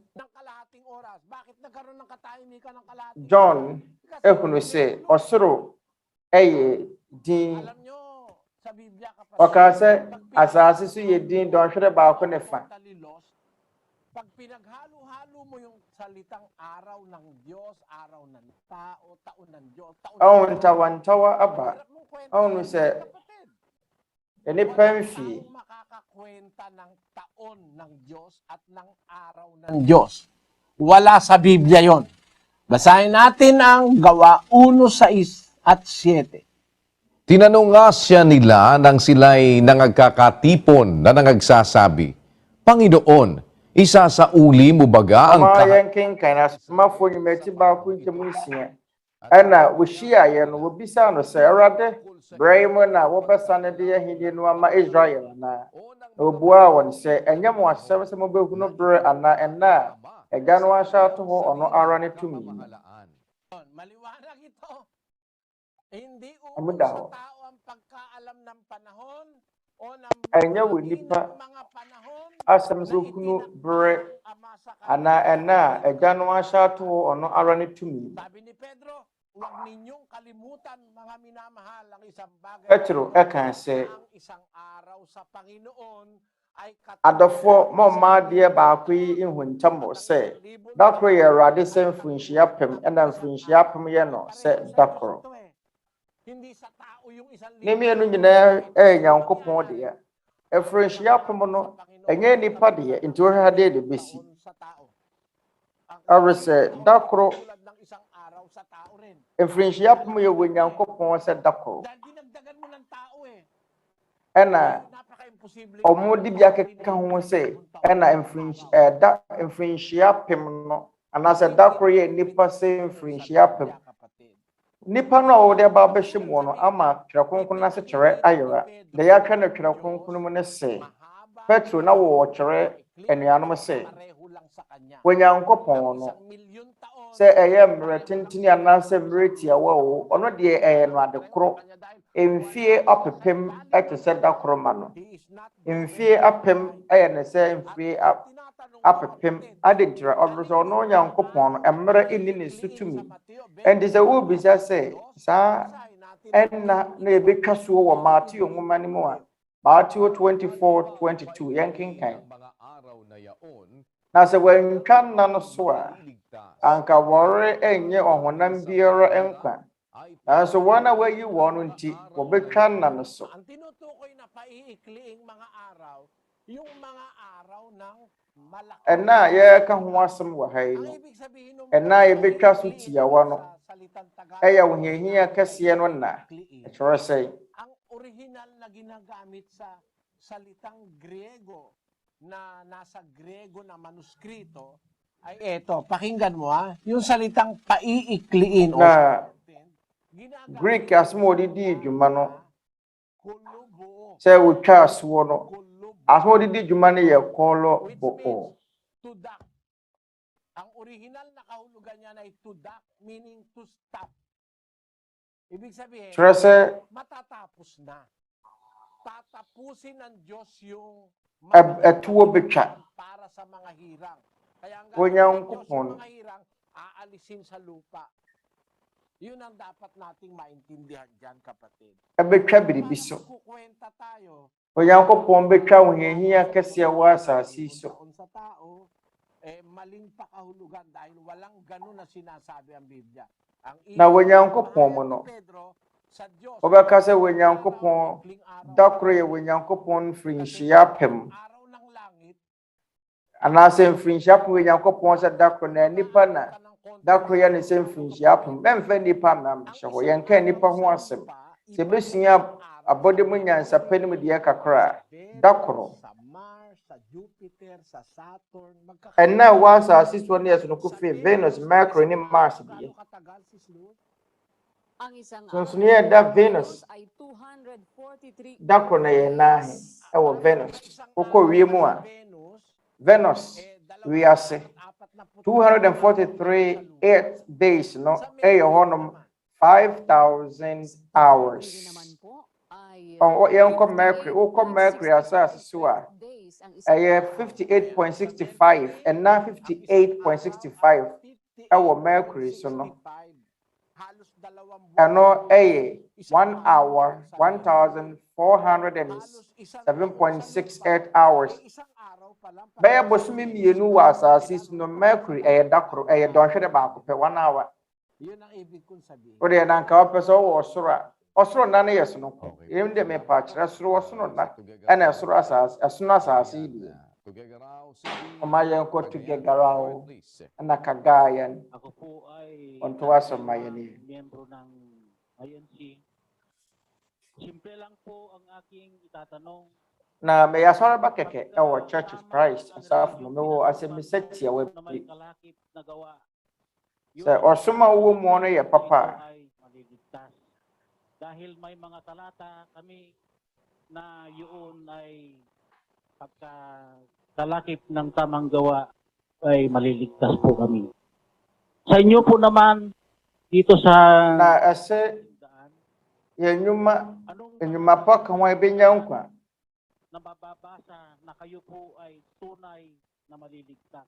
Na twerɛ nsɛm bɛɛ mu ɛna yɛbɛtumi akan sɛ ɛyɛ nnwuma na ɛbɛgye wo nkwa no ne mensɛmmisa ɛyɛ tia. Gaya ng Katoliko, Iglesia ni Kristo at iba pang relihiyon. Wobɛtumi atwerɛ adanseɛ bi. Adanseɛ a nsɔre foforɔ ɛyɛ. Sige, salamat din sa inyo mga kapatid na nagtanong. Dama wo nyinaa ne no wodawase. Sagutin ko yung tanong ng kapatid na Romy. Deɛ di kan no. Pagkatama ang relihiyon na pinasukan. Onuabarima Romy asɛm bisa ma menyina no. Ɔsɛ sɛ wode ho kɔbata nokora asafo bi a. Na woyɛ nnwuma pa wobɛnya nkwa. Na Tete Atempɔn sɛ Church of God asafo yi no twerɛ nsɛm bɛɛ mu na ɛbɛtumi akan afiri sɛ wobɛnya nkwa. Wagono saa gyidie no a ɛsɛ wɔ nokora asafo mu a wobɛnya nkwa ɛna sɛ wonni asafo wei mu a wonya nkwa no ɛyɛ mfomsoɔ gyidie. Ɛyɛ atoro gyidie ne atoro atamuo. Adekyerɛ ɛfiri sɛ 1 Corinthians 5 verse 13. Ɛsɛ na wɔn a wɔmfrɛ mu no Onyankopɔn bɛbu wɔn atɛn. Asafo nokora asafo a wɔtwerɛ Kronkon no mabɔntene so deɛ wɔn ani nokora asafo mu no Onyankopɔn na bɛbu wɔn atɛn. Onipa biara ni ho kwan. Wɔne tumi sɛ wɔn a wɔni asafo no bɛbu wɔn atɛn. Abɔntene so deɛ Onyankopɔn na bɛbu atɛn. Wobɛde no bɛbu wɔn atɛn. Wonim adeɛ a wɔn yɛ. Obi munim obi wɔ obi a ɔwɔ asafo na abɔntene so munim wɔn akoma. Aronte yɛ Onyankopɔn akyiwadeɛ. So bebu wana weni asafuni mu aten. Yenkenkan James 4 verse 12. Obaako ne amarahyefoɔ ne wɔtemufoɔ ɔno ne deɛ wobetumi agye na wasɛe na hwan ne wo a wobu obi aten. Twerɛ Kronkron no bisa ɔsɛ na hwan ne wo a wobu obi aten. Woni wo kwan so bɛka kyerɛ obi sɛ wɔne wɔn kwa asɔre baako nti ɔno wɔnya dankwa. Tumi nka saa nkyerɛ no. Nipa bebree na wɔ wiase, nipa mpempem na wɔ wiase, wonim wɔnom. Wonim wɔnom nyinaa. Wakɔka asɛmpa no akyerɛ nipa nyinaa na wabɛka sɛ obi a wɔni wasafo mu no bɛkɔ bo nsɛm gyam. Wɔn a wɔni asafo no mu no, Onyankopɔn na bɛbu wɔnom atɛn. Nanso ebinom wɔ hɔ no ɔbɛnya nkwa wɔ asafo no abɔnten so wana. Yɛnkenkan Romans 2 verse 13. Na ɛnyɛ mmara tiefoɔ na wɔyɛ ateneneefoɔ wɔ Onyankopɔn anim. Na mmom mmara so diifoɔ na wɔbɛbu wɔn bem. Wɔn a wɔbɛgye wɔn nkwa no yɛ wɔn a wɔde mmara no yɛ adwuma, ɛbɛbu wɔn mo bem.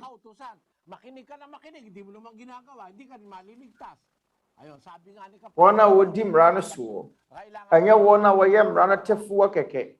Na sɛ mpo da a wɔtie nso wɔmfa nyɛ adwuma, da a wɔtie nso wɔmfa nyɛ hwee, wonya nkwa. Na sɛ wotie mmara na wɔmfa nyɛ adwuma, wonya nkwa. Paul sɛ mmara so diifoɔ na ɛbɛbu wɔn mo bem, wɔn na bɛnya nkwa, wɔyɛ henefo. Kung ang mga hentil na walang kautusan sa katutubo, wɔn mo yɛ anuanom a wɔwɔ asafo no mu ana? Wɔn nko ana? Ɛsɛ na amanamanmufoɔ a wɔnni mmara no de wɔn awusu yɛ mmara no mu nneɛma. Na yɛn a wɔnni mmara no yɛ mmara ma wɔn ho. Na amanamanmufoɔ a wɔnni mmara no de wɔn awusu yɛ mmara no mu nneɛma a yɛn a wɔnni mmara no yɛ mmara ma wɔn. Mfato wɔn a wɔnte Nyankopɔn ne mmara nsɛm pɛn. Te sɛ wɔn a tete abɔdan mu, wɔn a tete kwaeɛ mu, nnipa abakɔsɛm mu, amanamanmufoɔ no a wɔnte mmara nsɛm no. Sɛ wɔn mo yɛ mmara no mu adeɛ a ɛbɛbu wɔn mo bem. Na sɛ ebi a wɔnte Nyankopɔn asɛm da, wɔnte Nyankopɔn n'asɛm pɛn. Nanso nneɛma a ɛwɔ mmara no mu no wɔde yɛ adwuma a mfato mmara no sɛ ni ewu. Na sɛ wɔanni ewu a wɔn sɛ wɔnte da sɛ wodie nyɛ. Nanso wɔnkum obi a wofiri wɔ pɛm na wɔyɛ, wofiri wɔ akoma mu na wɔyɛ. Ɛro nti wɔn a wɔnni asafo no mu ne wɔn nkwa asɔre baako bu wɔn atɛn sɛ wɔn ne wɔn nkwa asɔre baako nti wɔbɛkɔ bo nsɛm gya mu no. Nkyerɛ ade papa. Ɛyɛ mfomso adwene.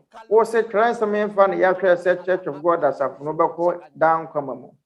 Anuanom, nkwagyeɛ deɛ ɛwɔ hɔ ma obi biara, onipa biara bɛyɛ sɛti ama wɔ Nyankopɔn.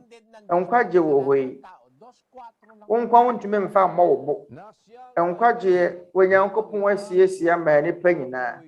Yɛnkenkan 1 Timothy 2 verse 4. totohanan. Kalooban Sɛ ɔgye nipa nyinaa nkwa na wɔba nokora nimdeɛ no mu ani. Ɛyɛ wɔ Nyankopɔn ne pɛ sɛ nipa nyinaa bɛnya nkwa na wɔba bɛhunu nokora no. Na nokora wɔ mu ne sɛ, na sɛ mpo wonim nokora no a, Onyankopɔn bɛtumi agye wo nkwa. Ɛne no kwasɛm wɔ mu. Na sɛ mpo wonim nokora no a, Onyankopɔn bɛtumi agye wo nkwa. Ɛsɛ amanamanmufoɔ a wɔn nnim mmara no, wɔn nte nokwasɛm biara pɛn. Wɔn ni nokora biara ho nimdeɛ. Ɛwɔ sɛ wɔn yɛ amanamanmufoɔ. Nyankopɔn asɛmpa no ankuduru wɔn nkyɛn. Nti bɛbu wɔn atɛn sɛ de wɔn nnwuma teɛ. Sɛ wɔn yɛ ade papa, ɛwɔ mu sɛ wɔnte mmara bi apɛn, wɔnte Nyankopɔn asɛm biara da, wɔnte Nyankopɔn nkyerɛkyerɛ biara pɛn. Ɛbɛmu sɛ wɔyɛ ade papa a Onyankopɔn bɛgye no nkwa. Onyankopɔn ɛnhyɛ nipa so. Onyankopɔn nyɛ sisifoɔ nka sɛ wɔn a ɛwɔ Church of God asafo no mu nko na bɛnya nkwa. Na wo deɛ nansia na ɔbaeɛ 1914 na ɔbaeɛ na ɔmo mu yɛ nso na Church of Christ asafo no ɛba 1914 na ɔmo deɛ ɔmbɛyɛ deɛ bɛ. Nyankopɔn nyɛ otirimɔdenefoɔ saa. Na kwasɛm wɔ mu wɔ nie. Ɔma yɛnkenkan 1 Timothy 4 verse 10. Yɛn nti na yɛyɛ adwuma berɛ na yɛpere. Ɛfiri sɛ yɛde yɛn ani ato wɔ Nyankopɔn te asefoɔ a wɔyɛ nipa nyinaa. Titire no wagyidifoɔ agye nkwa no so. Pagliligtas ng Diyos na buhay ay tagapagligtas siya ng lahat ng tao Onyankopɔn te asefoɔ no nkwagyeɛ ɛne sɛ wɔyɛ nnipa nyinaa agye nkwa ne titiriw agyidifoɔ. Ɛrete sɛ mpo wonnyi nni kora no a mpo obi ne gyidie kora no a Onyankopɔn betumi agye no nkwa. Ade edi ho adansie nie nkwalaa wɔn mu ne gyidie na so nkwalaa nyinaa benya nkwa. Munim sɛ mmɔfra a wɔn mu ne gyidie ɔmbenya nkwa. Wɔn a wɔn mu adwene mu wɔ yadeɛ wɔ wɔn adwene mu no adwene mu wanyini obi wɔ hɔnom a wanyini na so n'adwene te sɛ nkwalaa adwene. Ɛwɔ sɛ adwene mu no n'adwene nte sɛ sɛdeɛ obi adwene. Etu wo de ɔbɛka sɛ obi deɛ sɛ n'adwene mu ka no kakra a ɔbɛkɔ bɔ nsɛm gya mu anesa. Ɛyɛ mfomso Onyankopɔn kora ya no wɔbɔɔ wɔn mama yɛn kenkan. Exodus 4:11 Exodus chapter 4 verse 11. Awurade ka kyerɛ no sɛ hwan na wɔyɛ wɔ nipa no anaasɛ hwan na wɔyɛ mum anaa osutifoɔ wɔde hunufoɔ anaa wɔnifrani ɛnyɛ mmea Awurade ara. Emum kasa no ɛbra na ɛnya maaye ɛbra na anifrafoɔ nwoma maaye no na anifrafoɔ ne awufo bebree te ase wɔ mu awuo. Hwan na ɛbɔ wɔyɛ Nyankopɔn na ɔbɔ wɔn nti ɔmo nyina bɛkɔ bɔ nsɛm gya mu ana. Yɛyɛ mfomso wadwene. Hwan na ɛbɔ wɔn? Hwan na ɛbɔ osutifoɔ? Hwan na ɛbɔ obi ohunu adeɛ? Hwan na ɔbɔ obi a wɔte asɛm? Hwan na ɔbɔ obi a n'adwene mu ka no? Hwan na ɔbɔ obi a wanyini so n'adwene te sɛ nkwalaa adwene? Yɛ Nyankopɔn na ɛbɔ wɔn. Wɔn no Nyankopɔn hunu wɔn mmɔbɔ ana? Ɔnyɛ wɔn mo nkwa ana? Twerɛ Kronkron no sɛ yɛwɔ anidasoɔ ɛwɔ wɔ Nyankopɔn te asefoɔ a wɔyɛ nnipa nyinaa agye nkwa no mu ne titiriw wɔn a wɔagyidie. Ano nti nkwagye mu anidasoɔ wɔ hɔ. Na sɛ mpo yɛnyɛ nnuanom wɔ nokora asafo no mu kora no a wɔde akyinyegye nti yɛnkasa wɔ nokora asafo no mu. Ɛwɔ Nyankopɔn asafo no mu no Rensem bɛ ne betumi aka yɛ firi Twerɛ Kronkron no mu a betumi de yɛn ho ato so akɔ nkwagye mu. Mama yɛnkenkan Acts 10 verse 34 to 35. Na Petro buye na no ka sɛ nokora mu na mahunu sɛ wɔ Nyankopɔn hwɛ nipa ni. Na mmomman biara mu de wosuro no na wɔyɛ adetenene no ɔpɛ sɛ ɔgye no. Ɔman biara mu de wosuro no na wɔyɛ adetenene no ɔpɛ sɛ wɔgye no. Tinya Philipia man no nko a afoforo dwene ya na wɔn mo dwene Philipia man no nko a wɔsɛ wɔman biara mu de wosuro Nyankopɔn na wɔyɛ adetenene no ɔbɛgye wo nkwa. Ɔpɛ sɛ wɔgye no nkwa. Wobɛnya nkwa. Ɛmfa ho ne wɔman na wɔwɔ mu. Ɔman biara mu no Nyankopɔn bɛgye binom nkwa hɔ. Na sɛ enipa yɛ adetenene a na wɔn gye Nyankopɔn di a wɔn bɛnya nkwa. Mahuno asafo biara ni hɔ a amfaton wɔn aboa wɔn ano si amfaton wɔ nipa bi ɛma asɔre wɔ nipa bi nye ntoboa ɔmo afɔdeɛ na so obɛnya nkwa. Wɔn ayɛnkenkan Luke 4 verse 24. Na wɔka sɛ nokora mesɛ mo sɛ wɔmpɛ wɔ diifo biara gye papa odiifo biara gye ne kurom na meka no nokora mu sɛ Elia brɛ so a ɔsoro mu to mfie mmiɛnsa ne abosome nsia na ɛkɔm kɛseɛ ba asase no so asase nyinaa so wɔ no akunafoɔ pii wɔ Israel deɛ. Nanso wansoma Elia ankɔ wɔn mu biara nkyɛn sɛ Sidom kuro Sarepta mo ɔbaa kunafoɔ bi nkyɛn. Nasa Sarepta siya, sakop ng Sidon. Layo nun Sidon para pumunta sa Jerusalem. Na wɔyɛ onua wɔ asafo dabi na onua asafo Sarep Sidom ɛne Jerusalem ntam twe. Kunafoɔ wɔ ne aduane da so Nyankopɔn gye no kɔnyɛ Israel ni o na so Nyankopɔn gye no yɛnto wɔ so. Nanso na wɔdiefo Elisa brɛ so no na akwatafoɔ pii wɔ Israel deɛ. Nanso wɔama wɔn mu biara ho amfi Jeseriel ne Naaman Odiifo Elisha na Elisa abroso no. Na asafo biara mai. Na Aman oye Syria ni no ono nko na tie. Nanso yaji wo bi free Syria. Da ben odiifo Elisa na Elisha abroso. Na Aman yaje no nkwa owo Sidom Sarapta kurum. Okunafo ba no. Elia akọ ne nkyɛn ɔno nso nyɛ Israel ni woni asafo no mu bi. Na so Onyankopɔn gye no nkwa. Wɔn ankasa mo de abo nsɛm gyemu na mobɛkoro ɛwresɛmo mu ni asafo mu bi. Mo hwɛ Elijah no mo ka asa. Da bi wo ka asa na yɛn ɛyɛ atemu a ɛrem. Nyɛ sana Twerɛ Kronkron Nyankopɔn tie. Twerɛ Kronkron Nyankopɔn no ɔyɛ atentene na Nyankopɔn. Ɔma nipa yɛ wɔ mo nyini sɛ mo dwene sɛ nkwalaa no. Ọmụma adwene yɛ saa sɛ de bɛ ɔbɛgye wɔn mu nkwa Onyankopɔn yɛ atentene ne sɛ ɔbɛbu obiara a onni wasafo ne mu atɛn no na ɔbɛka sɛ ɔmo de abo nsɛm gyem na ɔmo bɛkɔ no yɛn yɛ atoro gyidie awɔ sɛ woyɛ ne sɛ de Onyankopɔn na atentene ne tie yɛn nyinaa yɛgye di sɛ ɔma ne biara mu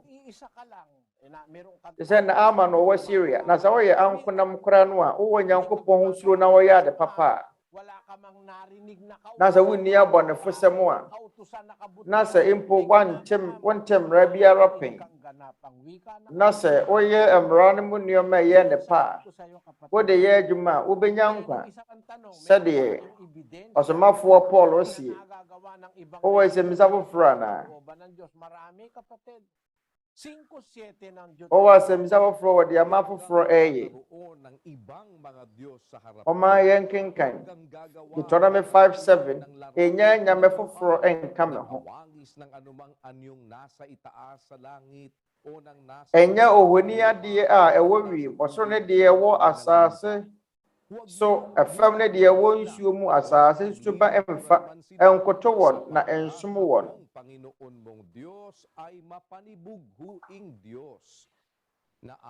na merade Onyankopɔn meyɛ Onyankopɔn ne nkumfo a metua agyanom mu yɛ so ka mefa ma so kosi a wɔn toatoa so mmiɛnsa ne nana wɔta ne me so mahuno ɛyɛ akyiwadeɛ ɛwɔ Twerɛ Kronkron sɛ ɔbɛkoto wɔn na sɛ ɛnkoto wɔn ɛnsom wɔn deɛ nipa de ne nsa ayɛ no ɛyɛ Onyankopɔn akyiwadeɛ ɛyɛ adanseɛ ɛyɛ akyiwadeɛ sɛ wɔbɛsene ohoni huhuo yɛ ɔsɛ akoto wɔn ma Onyankopɔn akyiwadeɛ wɔasomafo nnwuma ɛtidu nso ntwomado no nkron Acts 17:29 na ɛnam sɛ yɛyɛ Nyankopɔn abusua nti ɛnsɛ sɛ yɛsusu sɛ Nyankopɔn tebea te sɛ sika anaa dwetɛ anaa wɔboɔ adwene wɔ nipa de ne nyansa adie ɛne kwan sɛ yɛdwene sɛ saa ahoni huhuo no a enipa yɛ mu no enidasoɔ bi wɔ Nyankopɔn tebea ɛwɔ mu na ɛnam sɛ yɛyɛ Nyankopɔn abusua nti ɛnsɛ sɛ yɛsusu sɛ Nyankopɔn tebea te sɛ sika na dwetɛ anaa wɔboɔ adwene wɔ nipa de ne nyansa adie nti sɛ wɔn osonsom a wɔn huhuo yi a ɛkyerɛ sɛ Romans 1:25 ɛfiri sɛ wɔsesa Nyankopɔn no korɛ no gye yɛtoro na wɔsɔre som abɔdeɛ sene ɔbɔ adeɛ a wɔhyira no daadaa no amen wɔnom asesa wɔ Nyankopɔn no korɛ gye yɛtoro na wɔnom som abɔdeɛ no pii sene wɔbɔ adeɛ a wɔhyira no daadaa no amen amin. Kasinungalingan yan ulbod. Na ɛyɛ atoro. Ngayon sa iba pa, marami ka pa tayong oras, pasensya ka na bebree no na wɔ hɔ emra ni saw no aba neda so ne sɛ mo ate ase tayong magpapasalamat muna sa Panginoon at sa lahat ng ating pong mga naging na abio yadarade ase sa pamamagitan po ng ating mga satellite na yan yung so Philadelphia mamo ne miami ahodoɔ wɔ wiase anyone na wote dwumadie wɔ satellite so anyone na wɔhwɛ dwumadie wɔ yɛn website ɛne dwumadie ɛkɔ so wɔ live streaming no abio yadarade ase sɛ yɛn satumi aka kwanya pɛyɛ wade ama yɛn sɛ yɛbɛyɛ akodeɛ ketewa bi pananampalataya sa pagkasangkapan sa kapatid na na yɛne mo atumi ng mga salita at akyɛ yɛn gyidie mu asɛm na ɔde brother Eli edi dwuma Biblia at pananaw sɛ ɔde Nyankopɔn ne nsɛm bɛma yɛn Twerɛ Kronkron mu asetwerɛ adwene mapa adwene gyina Nyankopɔn ne nkyerɛkyerɛ so a yɛatwerɛ no Twerɛ nsɛm kronkron na deɛ ebio no yɛda Awurade ase yɛgyina yɛn nuanom a ɛwɔ Church of God International safono anan mu ɛne wɔn a wɔboa yɛn firi mmeammea ahodoɔ no yɛntwe yɛ akɔma mu na Nyankopɔn nhyira mu nyinaa. Salamat po sa Diyos at muli mga kapatid. Aseda nka wɔ Nyankopɔn anuanom na yɛde hyia no nyinaa bɛsi saa dɔn yi mu. Ipinamamanig sa inyo na amin kayong minsan pang inaanyayahan sa araw ng bukas. Na yɛpɛ sɛ ebio no yɛtɔn safra mu kyena berɛ korɔ no wa mu ɛba yɛde hyɛn ase bio na ansa na yɛn ntɛm bɛtete yɛ korakora no yɛtɔn safra mɔma yɛn nyinaa yɛmmɔ mpaeɛ yɛmmɔ aseda mpaeɛ nkyerɛ wɔ Nyankopɔn mɔma yɛn nyinaa yɛmmɔ mpaeɛ. Ama naming Diyos na makapangyarihan sa lahat yɛn agya Nyankopɔn twɛdeɛmpɔn ng aming Panginoong Jesus. ɔtumfoɔ ne wɔkɛseɛ Aming nagpapasalamat ɛwɔ sa yɛn iyo Awurade Yesu Kristo sa din mu. isang pagkakataong Agya kalugod sa amin ebio na kami ay yɛda wo ase nakapagdaos sɛ woama yɛn akwanya pa pagsusuri sa iyong mga sɛ salita. Muli kaming natuto ng mga yɛnsua wo kabanalan nsɛm mo sa pamamagitan ng yɛsua wo nokorɛ aral na aming napapakinggan na nagliliwanag sa aming mga puso. yɛnam wɔ nkyerɛkyerɛ a yɛate yɛ so Po lamang abue yɛn adwene ne yɛn akoma mu. magaganti sa iyo. Papalad kami sa aming panahong itong kinabubuhay. Aseda nko na yɛbɛtumi de ama wo Liwanag kaming natatanaw. ahyɛ wo nnipa nyinaa n'anim mu. Yɛyɛ nhyira bebree sɛ mmerɛ a yɛte mu yi Taong masasama sa yɛhunu hann nagkakaroon kami ng lakas ng loob. Naalala kane ne yɛyɛ abɔnefoɔ Diyos kang afei mapagmahal. deɛ yɛnyɛ akokuduro Ibig mong lahat ng tao'y afei deɛ makakalawan kakra nkakra yɛte aseɛ sɛ at maging karapat dapat woyɛ wɔ Nyankopɔn a wowɔ ɔdɔ sana ɔpɛ sɛ nnipa nyinaa hunu nokorɛ bawat kamay ng mga na wodi bem wɔ w'anim. ibig magbalik loob sa iyo. Agya yɛsrɛ wo Magbuo ng pananampalataya sa hunu obi biara a ɔpɛ sɛ wɔsane ba wo nkyɛn no mmɔbɔ. pagkakataon Yɛsrɛ wo dua gyidie wɔ akoma biara mu ma obi biara a wotie wɔn nsɛm. sanlibutan. Yɛsrɛ wo Makita nila sɛ kay Diyos ma yɛ akwanya na wɔn a wɔn adwene aduru sum mu na wɔdwene wiase nneɛma nko ho no na wɔn hunu sɛ wɔ Nyankopɔn bɛte ase a nakikinig atwa sɛ yɛn a wɔabɔ yɛn no yɛsom no. Yɛsrɛ wo sɛ ka obi biara a wotie wɔn nsɛm bɔ yɛn ho ban ɛfiri ehu ne amanneɛ mu. Yɛn nkwanna dodoɔ a wɔde bɛma yɛn. Tumi basɛm na bio yɛgya yɛn nkwa ne yɛn hyɛberɛ hye. Yɛsrɛ wo sɛ fa yɛn sini ntɔ na yɛn mmarato wɔkyɛ yɛn sɛdeɛ ɛde akyɛ wɔn a wɔafom yɛn. Yɛda wo ase bebree wɔ yɛn Agyenkwa Kristo Yesu din mu. Amen. Mama yɛnkyɛ nhyira. The majesty always to the Father and to the Son is honor and power, and in the Holy Spirit dwell, glory forever and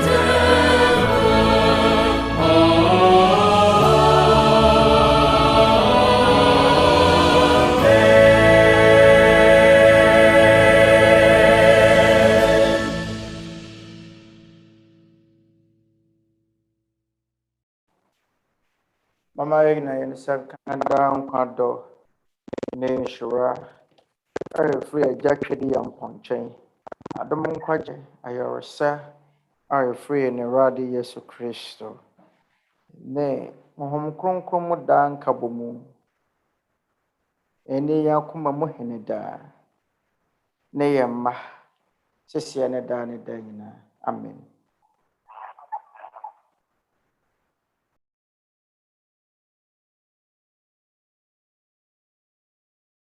Ang mga members po ng na ebio yɛreto nsa afrɛ mo aba Tete Atempɔn no Awurade mmaransɛm anaaso nkyerɛkyerɛ ase ɛbɛhyɛ aseɛ October bosome da a ɛtɔ so 12 afempire ne aduonu baako twɔta anɔpa nondu baako ɛne da soɔ no sɛ mɔbɛka yɛn ho ama yɛaba abɛtie yɛn Awurade Yesu Kristo mmaransɛm na ntwe a ɛkɔma mo nyinaa.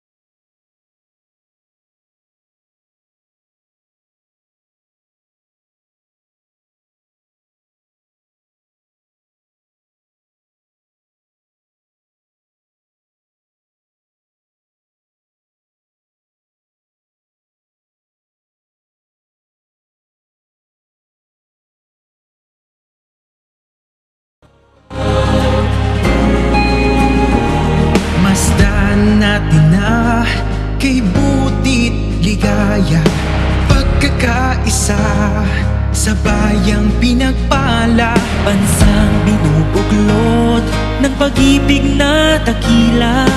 Aral ni Kristo'y ibinabandila. Kristiyano ako, Kristiyano tayo, pagmamahalan natin ang patunay nito. Ang dating daan ng katotohanan, bansang banal at lahi ng mga hinirang. Ang bayang masikap sa mabubuting gawa, Diyos ang sandigan, MCGI.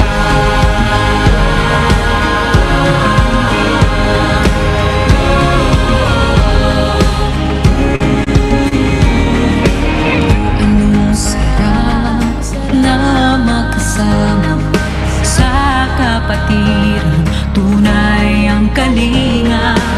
Nililiwanag na sa mundong nadirimlan, ipinapahayag sa Diyos ang karangalan.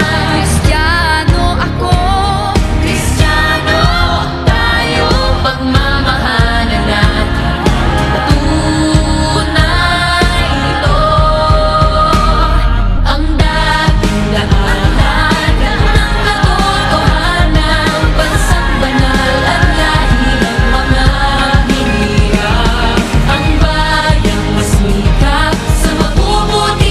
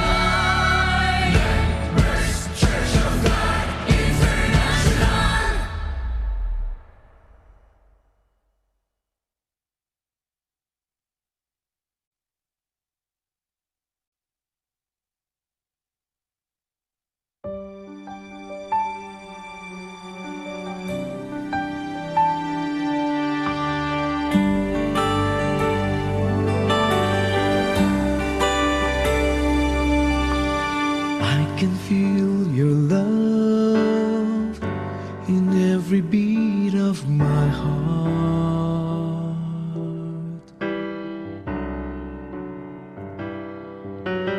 I have seen your ways and how you guided my path.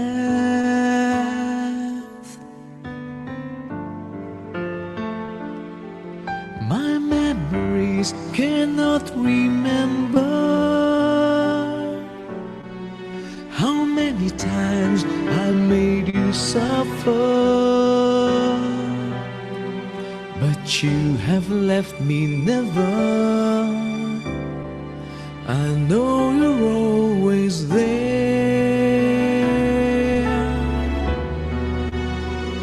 From now on,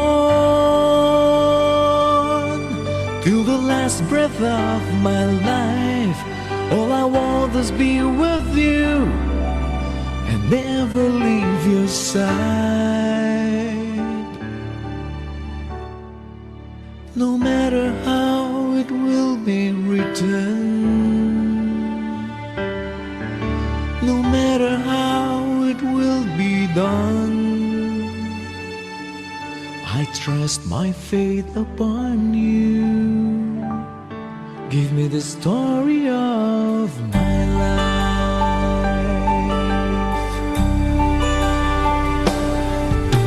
You know my battles, you shielded me with your arms, and when I shivered,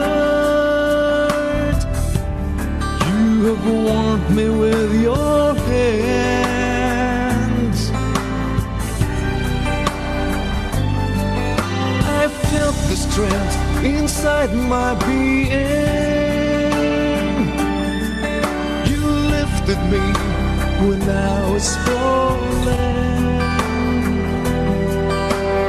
You have made me what I am. I owe you everything. From now on, till the last breath of my life, all I want is be with you and never leave your side. No matter how it will be written, no matter how it will be done, I trust my faith upon you. Give me the story of my life.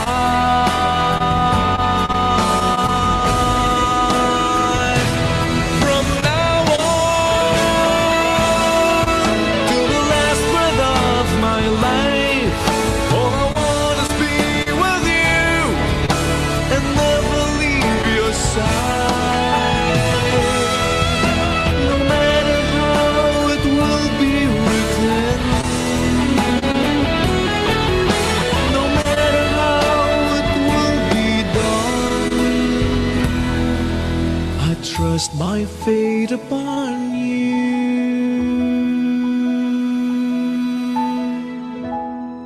Give me the story of my life.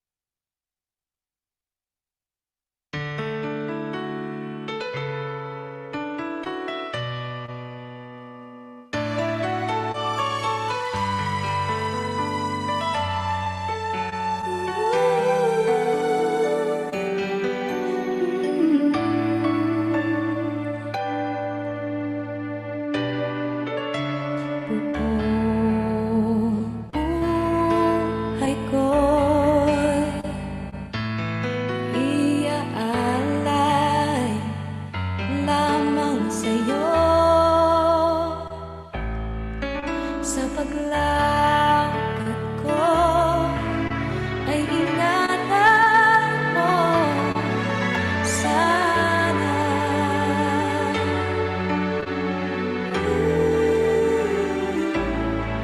Dalisay na aral mo ang sa akin ay tumawag sa puso kong bigat sa araw mong wakas.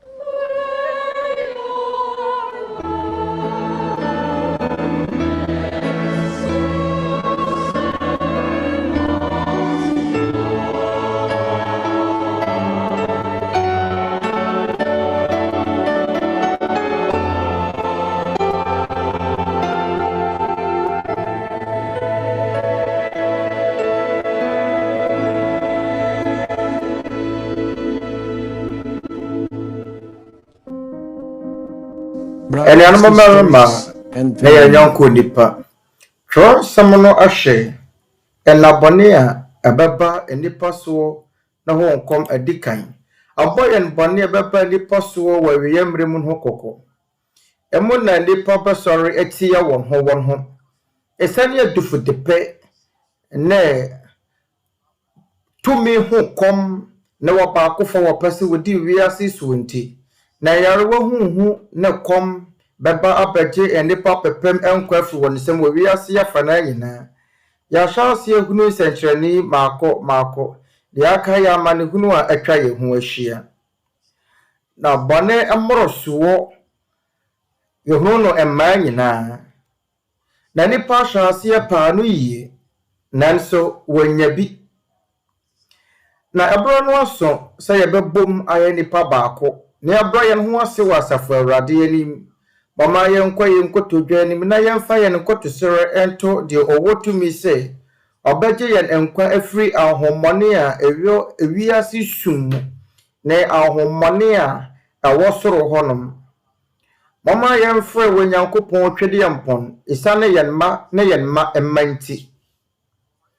Ɛne ewiase mu temamuni biara a ɔhwehwɛ anidasoɔ ne nkwagyeɛ. Sɛdeɛ yɛbɛyɛ a yɛbɛnya akoma mu asomdwie ne anidasoɔ kɛseɛ a ɛboro so. Amanehunu a nnipa fa mu nyinaa akyire. Anuanom mmarima ne anuanom mmaa ne yɛn yɔnko nnipa. Bɔma yɛ nyina yɛnsiesie yɛakoma na yɛmmɔ mpaeɛ. In prayer.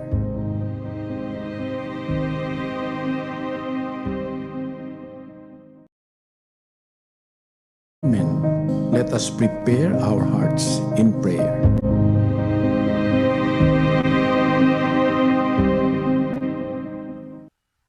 Mga kapatid at mga kaibigan, sama-sama po tayong manalangin. Ama naming makapangyarihan sa lahat, sa pangalan po ng iyong bugtong na anak, minsan pa kaming nagpapasalamat sa iyo. Buklod ang aming mga puso at mga tinig sa aming pagpapahayag ng aming pagkilala ng walang hanggang utang na loob sa lahat po ng iyong kabutihan. Salamat po, nakatatawid kami sa araw-araw. Atwa yɛn ho ahyia nyinaa mu afiri. Yɛtumi toa so asomdwie mu wɔ mmoa mu. Awurade, yɛnim sɛ ɛyɛ wo tumi enti ne yɛda so wɔ nkwa. Wɔ ahoɔdene ne akwanya. Nkyɛ yɛsrɛ wo ma yɛsini ntɔkyɛ. Mmarato a nnipa yɛatia wo nyinaa. Yɛnim sɛ yɛn ɛyɛ ne bɔne so nsunsuansoa.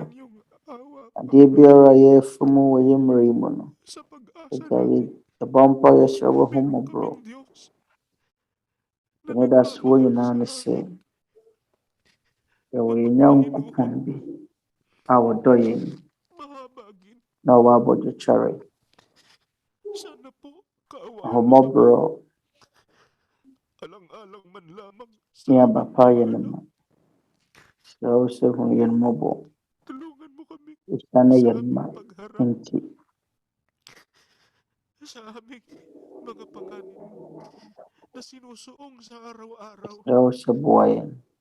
Marami ang Na yɛntumi ne yɛn ho mfiri yɛn ho amanneɛ bebree ba yɛn akwa mu. Nnipa dodoɔ no ara na wɔn aba mu abuo. Wɔn anidasoɔ ayora. Nanso Agya, boa yɛn. Wɔn na wɔntumi ntintim. Wɔn nkyerɛkyerɛ mu. Wɔn a wɔabotow. Wɔn a wɔdi awerɛhoɔ. Wɔn a wɔyɛ adeɛ. Yɛsrɛ wo, fa wɔn nsa ka wɔn nipadua. Yɛsrɛ wo sɛ yi ntanta ɛwɔ nnipa wɔ n'anidasoɔ ayɔra akoma mu. Ma yɛnyɛ w'anim adom Awurade. Na boa yɛn na yɛn nyinaa yɛntumi ntoa so ntena wiase mmom wɔ wo tumi, w'adɔyɛ ne wo tɛma ase.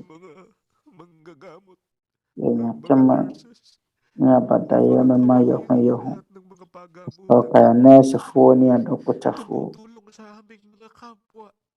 dwumayɛfoɔ a wɔboa wɔagya wo kudipo. Yɛserɛ wo. Kae aman adikanfoɔ ɛberɛ a wɔredwene wɔn temamufoɔ wɔ ho. Yɛserɛ wo. Hyira wɔn a wɔyɛ adɔyɛ na wɔyɛ afoforɔ ahiadeɛ ma wɔn. Sane wɔdɔ a wɔma wɔn yɔnko nipa nti. Awurade, yɛserɛ wo sɛ yɛ abusua so. Yɛserɛ wo sɛ boa yɛn na yɛntena wo tumi ase yɛn nkwa no nyinaa. Na wɔn nsɛm sɛ yɛgyaa yɛn nkwa ne yɛn hyɛberɛ hye. Yɛserɛ wo sɛ ma wɔpɛ nyɛ hɔ yɛn mu biara abrabɔ mu. Da wo ase bebree wɔ yɛn Agyenkwa Kristo Yesu din mu. Amen.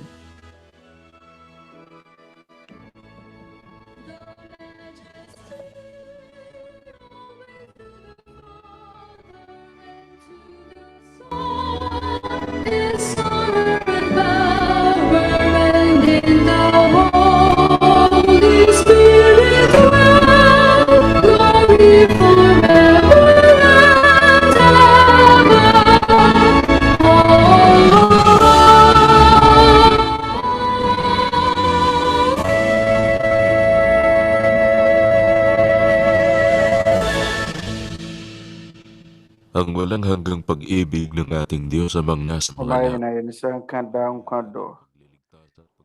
Nensure free na jawasoro. Adumaya rusalim kwa Jeffrey ni Radi Yesu Kristo. Ne honhom kronkron mu atene atene. Eni nyinaa kuma muhene. Sisi ne dane da nyinaa. Amen.